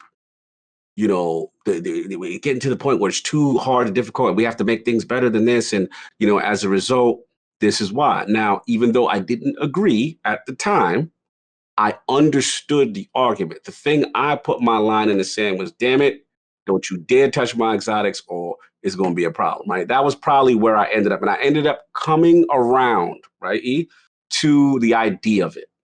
So as we go on, and now, you know, what the first introduction of it, I'm going to say, was it Beyond Light? It was Beyond Light. It literally lasted a season. Right. So Beyond Light comes, you know, all this stuff that we've had, all the, you know, Season of the Dawn, a lot of these weapons that we loved, you know, Breakneck, all these pinnacle stuff, you know, starts to go, right? Now, part of me, I said, you know what? I understand because, look, when you got something like Breakneck or Recluse, Mountaintop, these things probably intrinsically are so powerful, it's hard for them to balance, so they're going to get rid of it. Starting to get into the acceptance phase. However, the problem I had, like E had with me, was that we both were like, yo, if you're going to remove all this, where is the infusion replacement? And we didn't get that. We got a little bit, we got a couple of, you know, red and blue crayon-y Beyond Light weapons. Okay, cool. You know, we didn't get this for everything. Now, it was so bad, if you remember, when they would give us bounties to do kills with a certain like machine gun, we like, yo, I don't even got a machine gun that does this. Or like, how many exist there now? Because you done took all this all away. So the issue became the implementation. Like the idea I understood, even though I didn't necessarily agree, but it became down to you didn't fulfill your promise by infusing the game with the weapons, new weapons that you took. So now we get to this. I hear the announcement. I'm gonna be honest with you. I was like, I kind of rolled my eyes with it. Not that, because my thing is like, well, why the hell did we do this to begin with? You know what I'm saying? Because it's like, you know, to get rid of Mountaintop and Recluse. That's literally, I swear, the two they could have gotten rid of. Oh, so and my thing is now, okay, look, am I happy it's going? Probably yes, because now I get to keep stuff and, you know, whatever. But does this solve the power creep problem? Does this solve this goal that they told us that, yo, this is, you know, it's going to be harder things. We just got to make things better. How are we going to solve it? And now, let's be real. The War Mind Cell stuff, that's staying now. The raise nerfed, but yeah. Yeah, so all they hinted was that they are going to allude to other methods or something. Like there's still going to be some revisiting of some way of balance. And to me, it sound like, again, maybe I'm bugging. It sounds like Sunset still may return at another point. I don't necessarily feel we're in the clear, and I think we're clear now. Yeah. But in the future, the same problem they complained about is still going to exist. How are they going to balance stuff if all this stuff is staying around come Witch Queen, right? And if that's the issue. So to me, I felt, I don't know if it was a public, I don't feel it was I feel it's a combination of a public pressure thing and probably a resource thing. And they're just like, yo, we just can't do it right now. It was surprising to me. I'll just say this. It was very surprising to me that they reneged so hard on it. Fast. It's so fast. Like, that was the thing. So, maybe it just comes down to, look, they couldn't deliver on the promise realistically of an infusion of the new weapons, of making all these new weapons. You know what I'm saying? And they say, hey, let's just put it on timeout for now until we get that. I think the outcry of the community too. Yes, definite combination. I mean, that's big. But it's like, but yeah, if you're like, hey, what's one of the issues that people are going to have? Don't give me the same weapons that you're going to reissue over and over. Right. Literally, when we read one of the things about like the new dungeons reissuing it, I just like lost my mind. And I was just like, yeah, it was like old armor, old weapons, just a few new perks on there. I'm like, I don't want to go get another. What you said, he said compelling. Compelling. Oh yeah, no, that's absolutely Mexican food. Like, no judgment against like Mexican food or anything like that. It is tortilla with cheese, meat, or vegetable, just in a different shape, fashion, or form. That's literally what that is. There's a comedian who jokes about that one, so I got you. No, it's like, for me too, is like, I'm with you. For me, I was like, and somebody in chat said it too, is like, I just want to know, good question. Whenever you get your go figure back, I'm like, I'm gonna be pissed. Yeah, like, I'm gonna be mad as hell. Now, granted, they couldn't go back and say, if you held on to weapons from all time, then you were able to pull them back out of the vault and they won't be sunset. They couldn't do that because they officially had said, hey, this stuff isn't going forward. So from this point, literally, if it hadn't been sunset yet, then it's still active. Granted, some people literally in my chat the same day I read this thing out were like, I just deleted my Season of the Warmind stuff. And it's just like, So and that was the big question between Travis and Paul and the people I've talked to about this, was just like, how do you plan to do something where you wipe out 70% of our like arsenal and not have a plan to have a decent chunk of stuff come back in there? And it's like, either they thought it was enough, they thought they could come up with it fast enough, and it just didn't pan out. But it was just weird to see. I think it's that. I think you answered it. That's the only thing that makes sense to me. They thought they could. They thought they could. And then in their defense, as much as we're ragging on them right now, with COVID and everything that's going on, maybe from a resource, they like, yo, we cannot pump these out as fast as we thought. We're going to have to pull the thing on it. And that's what it is. Because it was a very strong, like, it's very strange reneging of something that they put a line in the sand. Yeah, they were all in. When Sunset came out, they was like, yo, this is how it's going to be. You know what I mean? So I agree with you. It's got to be that. Because I can't think of anything else to just fall back on it so quickly, pretty much. They had a huge piece about PvP. We're already seeing some of the first one of that. Now, granted, they didn't say anything about maps. So again, they've got to prove the PvP stuff. People have been saying that. Yeah, I think we've called it forever. Vault of Glass is coming in season 14. There's going to be this weird world first triumph challenge race thing. Yes. I know we've kind of talked about that a little bit. I guess we'll just kind of have to see how that pans out. I will have to say at some point, I think Cog and I are going to have to play Vault together. Yes, we do. We do have to. We don't play much together that much in the first place, but we are definitely going to have to find some time to play Vault together, because if King's Fall comes back, he's got to play with me. If Vault comes back, I got to play with him. So we will have to do that. I hope King's Fall comes back, man. Gosh, I hope. Oh, you know it's coming. I do retro raids with that every now and again. Retro raids. Fun. So my fun. prediction, I said it here, for right around probably the season after or before Witch Queen. It's gonna be some. It would be the spring season, like 14. So it'll be 18 is where, if you're gonna have a Taken King, that's where you put it. Yeah, I'm with you. Yeah. Maybe Transmog around the Witch Queen. Yeah, like you said. Yep. Yeah. Because it builds hype up right there. With being so next to each other thematically. Continue. You got Transmog coming. Honestly, one of my big fist pump moments while reading this thing is shaders will no longer be consumable. Sweet Jesus, thank whoever who you pray to. Thank you. Like, that's like have a shade all button. Like, that's going to be in there. That's going to be. It's going to be. It's going to be in there. Yep, the shade all is going to be in there as well. So shaders no longer consumable. Shade everything's going to be in there. So that's huge. He like, oh man. one word answer. Are you worried about the price cost of armor synthesis tokens? Yeah, yes or no? That's the transmog, right? That's the transmog currency. No. And here's why. They said from the get-go they're going to give you a bunch, like 10 of them. They'll probably give you I would say it was like probably 10 for 2 sets of armor would be my guess. I'm not going to worry for the first couple armor pieces. After that, I probably will. Yeah. Cog? Yeah, I mean, I don't know. I mean, I gotta see. It's one of the things, Bungie. You gotta wait and see until you actually get it. Yeah. But one would hope that hook us up because we want to look fly out here, Guardian. I want my warlock drip. How my warlock do. Everything is clean on me per subclass. I'm waiting, but this is long overdue. Yeah. I'm excited for next season in that respect because those quality of life changes. Yeah. Final one. Just so we don't go too long, the power cap going from 50 to 10. Literally, they did this in Season of Dawn. I wanted both your thoughts on this one because we have been down this path before. Do you like it? Don't like it? Thoughts? Okay.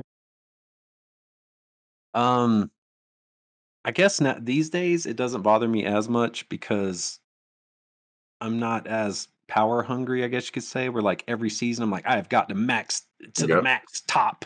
And like I haven't even hit 1300 yet. I don't even think I've hit I don't know. I'm like 30 light below that, but I don't know. It just, busy man. I guess these days it doesn't bother me as much. If I was trying to, gain that power, this and that, the only thing that bothers me is quit taking away my extra free light from my from the season before. Artifact. Come on, man, kicking me like you start the new season. It's like, wait, I was. Oh yeah. Every single time, every season. Yes. Yeah. So I don't know. Yeah, I mean, mentally, I'm so accustomed to it. This whole power grind, power chase. But yeah, I've calmed down on trying to, be like, oh, I gotta be so crazy. Because you know what it is too? It's like a lot of times it doesn't even matter because a lot of the harder activity scales.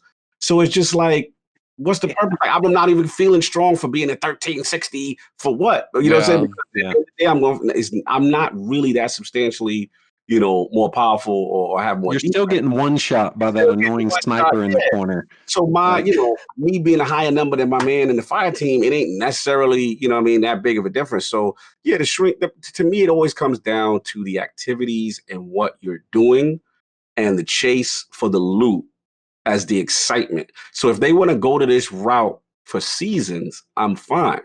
You know what I mean? Now for like when you're doing the expansion, that'll probably still be big.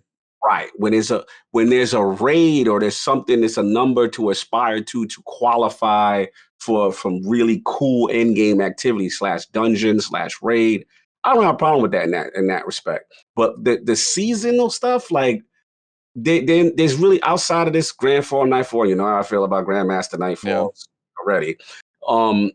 There's no incentive to say, yo, in my clan, I'm 13. You know what I'm saying? Like, this what? You don't mean nothing, fam. Like, we're still kind of in the same pocket. So, for me, that's where I'm at. It's just like, it's just an arbitrary number right now that they used to. And I'm actually okay with them making it a 10-point thing, per season, if that's the new thing. And then for the expansion, you go all out with your 50, your 100, or whatever the new number is or whatever. That's where I'm at. You know what I'm saying? What about you? For me, honestly, I was like, I've talked about this a couple times, but for me, I'm at the point to where until it's just this, I'm like, the artifact losing that doesn't feel great. Then It's like, hey, I could have done Grandmasters, but you got to grind it out again. Like, I'm kind of at the point that theoretically it's like, and it's this weird thing, and I've said I don't know how to fix it because they pretty much have to do a full rework on the leveling system to me for it to matter properly. Right. But like, I would rather see seasons add content and not require the level. Like, as you said, the artifact kind of sucks too. Because you're like, oh, how much time have you? Literally, the way you get to right now, you can get +10. How do you get to Grandmaster Nightfalls? It's nothing about skill. It is like, okay, there's skill to do them, but it's literally time. How many bounties have you done? How many of this have you done? The seasonal challenges have not completely fixed the bounties. The bounties are still a substantial piece of your grind. So then it's like, okay. And I've seen people like go to solo presage, and I'm like, I'm not high enough yet to go into there at a high enough level where I can do it fast enough. And it's literally like, how much time do I want to put into leveling this one number up for this one or two activities when I can do literally everything else? And here's the point too, Thors. I just stole my thought what I was about to say.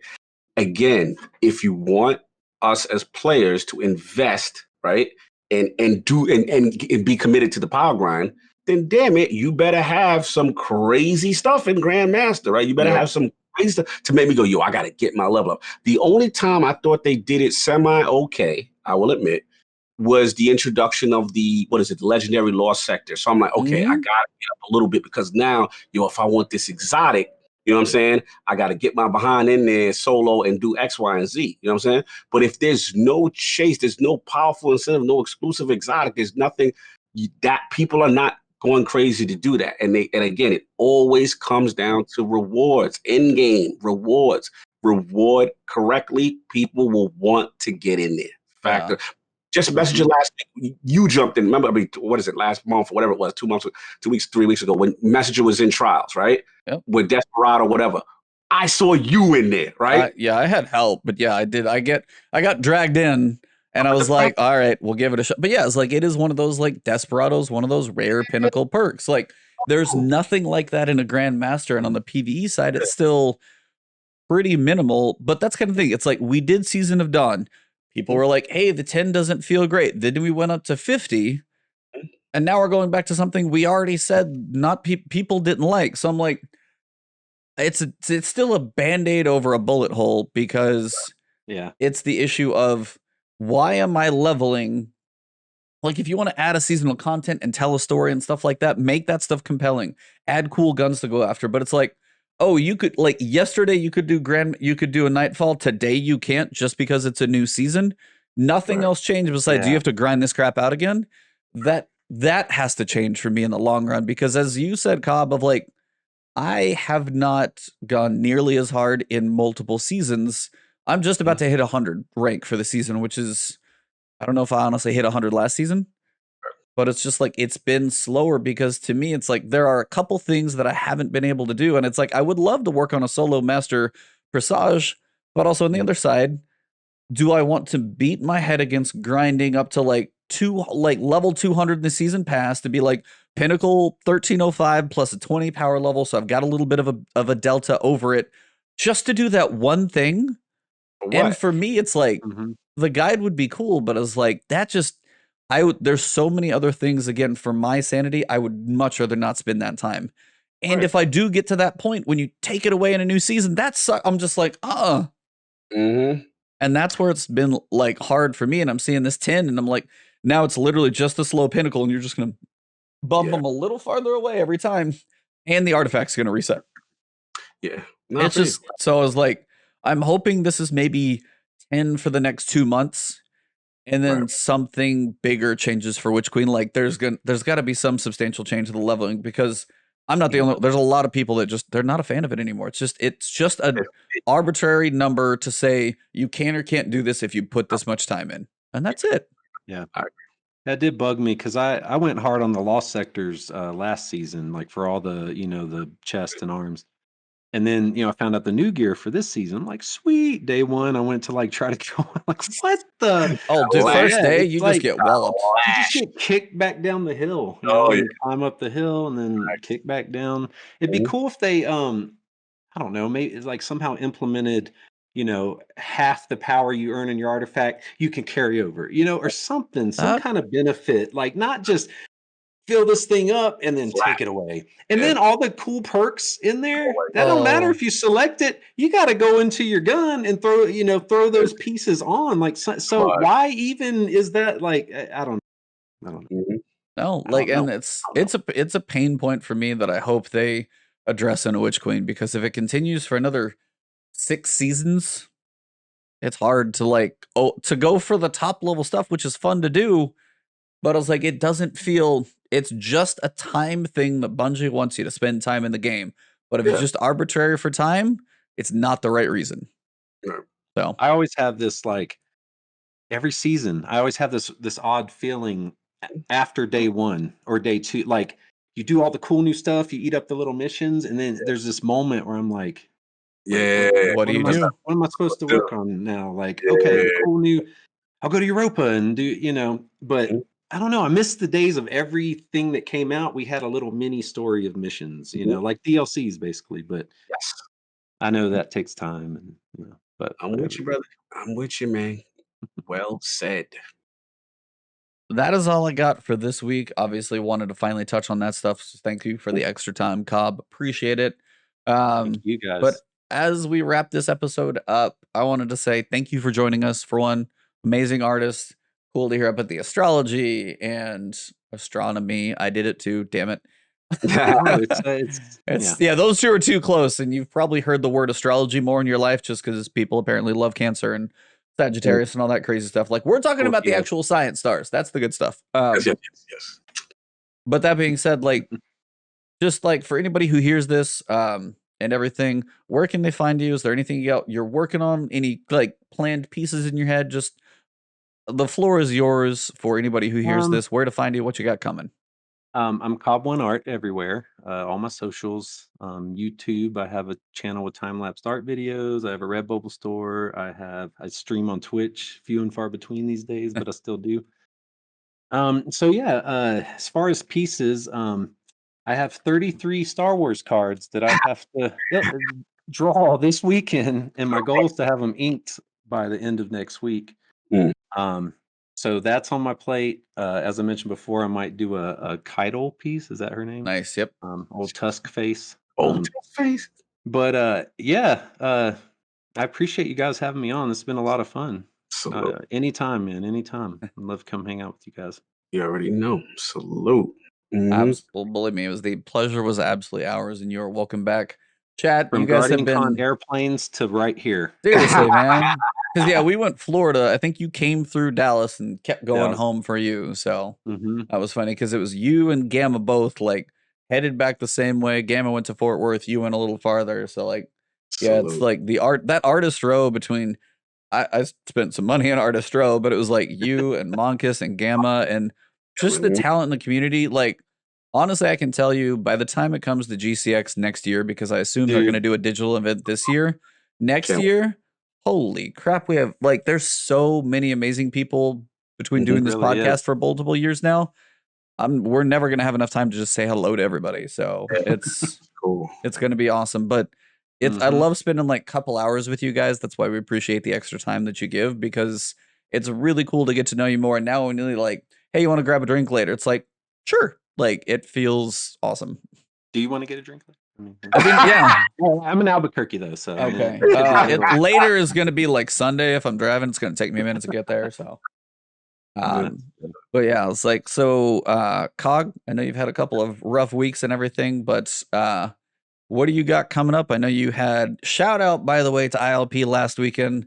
They had Jason Ronald on, the man of the Xbox, like quite literally. If you guys have not watched that episode, it's an awesome, awesome episode. Go check it out. That's a deep dive you want to listen to. So definitely go check that one out. Of course, quality content from the gentleman over there, cracking me up every time between all of you guys. So check them out. But what do you got coming up, man? Yeah, man. First of all, salute to before I get in me, salute to Kyle for pulling up, man. This is really cool getting a chance to build with you. Always good to speak to people from my era. Yeah, we old. Us old folk don't get a chance to reminisce about back in the day. We were the last generation that played till dark outside. Exactly. Them Generation X's, you know. But nah, salute, man, for real. And I love what you're doing. Love the art. Love what you represent. The astronomy thing was dope. And like I said, I love anybody I can talk hip hop graffiti with. We good. I appreciate it, man. I appreciate it. Appreciate both you guys, the whole community, everyone out there. Sure. Like, I love everyone. Artist community is dope. We love to celebrate them. Yeah, for me, man, you already know Lord Cognito on Twitter, all that good stuff. Again, appreciate all the support, with everything I was going through prior the past 2 weeks, to surgery, Lord losing 2 friends and stuff like that. But the community has been amazing. Everybody's been hitting me up, reaching out. And again, thank you, E, for the shout out for the Jason Ronald. That was a big thing. I prepared a lot for that. And I felt it came out pretty good. It seems like I got a lot of positive feedback for that. So salute. This week on ILP, every Sunday's Lord Day at 1 p.m. Eastern, Iron Laws Podcast, YouTube. Check us out. We got my man ACG. He's going to pull up, man, the king, the lord of reviewers. You know what I mean? So he's real cool. Oh, hell yeah. I listen to him. Yeah. Yeah, Carrot. Dude. Yeah, Carrot. Man, I've listened to so many of his. I love his, like, yeah. Go. This is another one, guys. Don't miss this one because, yeah, his reviews, sorry to steal you, but like I've watched a fair chunk of his reviews. Like there are certain people for review styles, like Skill Up, ACG. There's certain people's review styles for like that time space that some people go like really, really deep, but that like 30-minute, like he's like 20 to 30, usually solid. Skill Up might be a little longer, but both of those guys, huge respect. That's awesome, man. That's Angry Centaur. Dude, me and him have been building, been trying to work together for a while. Finally, the dates of the stars online. So this Sunday, he's gonna pull up. We're gonna do a deep dive, talk that OG gaming talk and what's going on in the industry. But again, appreciate the support, and of course, every Friday, generally, we do that Last Word podcast. You know what I'm saying? Me and E, the Ninja, the Cheat at the campfire, talking that Destiny talk, and we sneaking a lot of Outriders. I'm noticing, but it's good. More looter shooters are good, man. Competition is good. Yeah, that's kind of the thing I hope with Outriders is it's not the Destiny killer. It's not a live service game. I just hope honestly filler. I like the Destiny filler. It's okay to play other games. I just finished Immortals Phoenix Rising this week. I had a ton of fun. I was like, it's a kind of a fun open world Greek dry cheeky humor game. By the time I got done, I was like, oh, the boss battle was kind of a letdown. No, there was a big phase 2. It had a nice little finish. It was kind of cool. So I mean, as for me, honestly, Cobb, thank you very much for joining us. Like, I want to say a couple more things if I could, just real quick. Yeah, absolutely, man. First thing, I'd like to give a shout out to the Cobb Mob Fam Bam. Everyone out there hanging out. There you go. And secondly, if you're an artist out there and you do art, come hop in our Discord. We share a lot of art in there. And if you post some art on Twitter, tag me in it. I will retweet your art. Anyone that tags me with their art, I will retweet it because I love sharing art. So I just want to get that out there. I forgot to say that. Oh, absolutely. Like anytime there's Twitter, if there's something that I think I always try and like reply and say this is amazing. If there's an Osiris piece, Cog knows I tag him in literally every single one of them. I love one up for Cog now. Yeah, you got to, man. If you see Osiris, you got to tag him. That's anything Syrian trials, any of that, or just warlock business. Anything warlock business. He tag. I'll be like, oh, what's that? What's going on? Then I immediately follow the artist. I'm like, oh yeah, all the time, man, for sure. Yeah, appreciate it. Nice. For me, at some point, I'm going to be starting Ori and the Blind Forest. So that was the recent vote. So it was between Hellblade and Ori.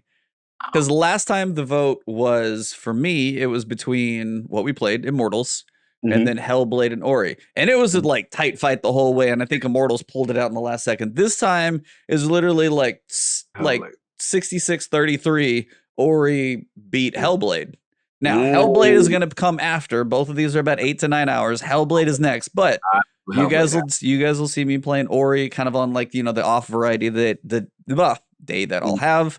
Still covering Destiny, Outriders. I'm probably going to start doing character class deep dives just so you guys get a little preview of how each one feels before you jump in, just so you can get into which one you may like and not. Because the biggest thing I can tell anybody about Outriders lately, if you try one character and it doesn't quite hit, like you need to try the other side. Because you've got the Pyromancer and Techno. Yeah, the Pyromancer and Techno are like more ranged, and then Devastator and Trickster are more close. Now you can like play with both, and there's some styles to both, but those have that kind of feel. So if you don't love one, try the other, vice versa. More cover, less cover, crazy in your face. So that's been kind of the tree. It's like hundreds of. That's exactly what I want to go. That's it's crazy deep. Yeah, that's going to be part of those. Is like literally like this forest. It's crazy. Yeah. That's another thing is like I would love to see Destiny go deeper into skill trees like that. It doesn't have to be crazy, but like between the armor mods and the skill trees, like you're going to be able to take a class and feel completely different than somebody else, which is going to be fun. So Outriders, Destiny, Ori's next, and Hellblade's after. Those are like 1 to 2 max, probably streams. So I'm trying to knock those out because then come April 1st, it's Outriders, Destiny, just like neck and neck the whole way. So that's what I got coming. Did you or are you going to play Hellblade in your headphones? Oh, 100%. I play everything in headphones because I don't do speakers. Yeah.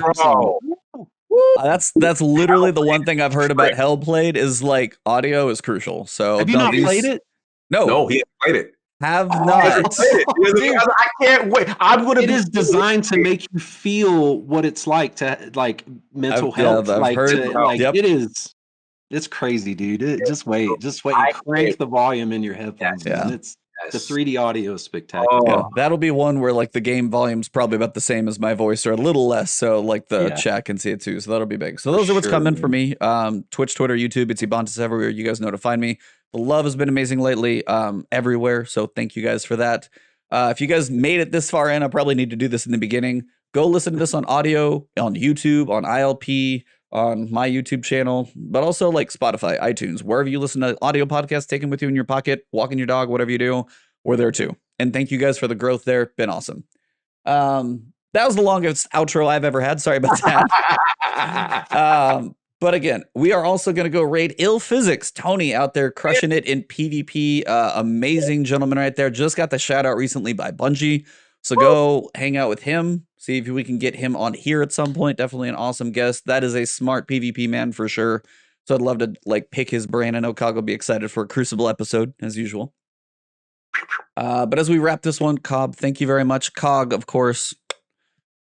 Thank you. And then for this episode, number 140, hit another round number. So March 12th, episode number 140. Thank you guys very much. And it has been the last word. All right, guys, we're going to go raid Ill Physics. You guys have fun. I will send you guys over there. Please spread some love to Ill Physics. Awesome guy. Thank you guys very much. Chat, y'all have been fantastic. Go spread the love to another channel now. See ya. Yeah.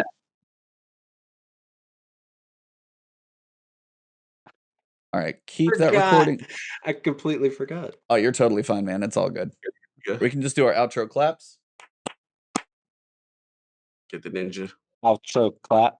I'll just work with that. Yeah. Nope. Clap. Barely. But you got something, right? That's so weird. That is so weird. It's Yeti, bro. It's not you. Clap. Clap. Pop. It's Yeti. Because see, if I don't do it, you don't hear it. Oh, I heard, well, it did. It faded down. I heard it. Yeah. But clap. And then there you go. Weird. Weird. Clap.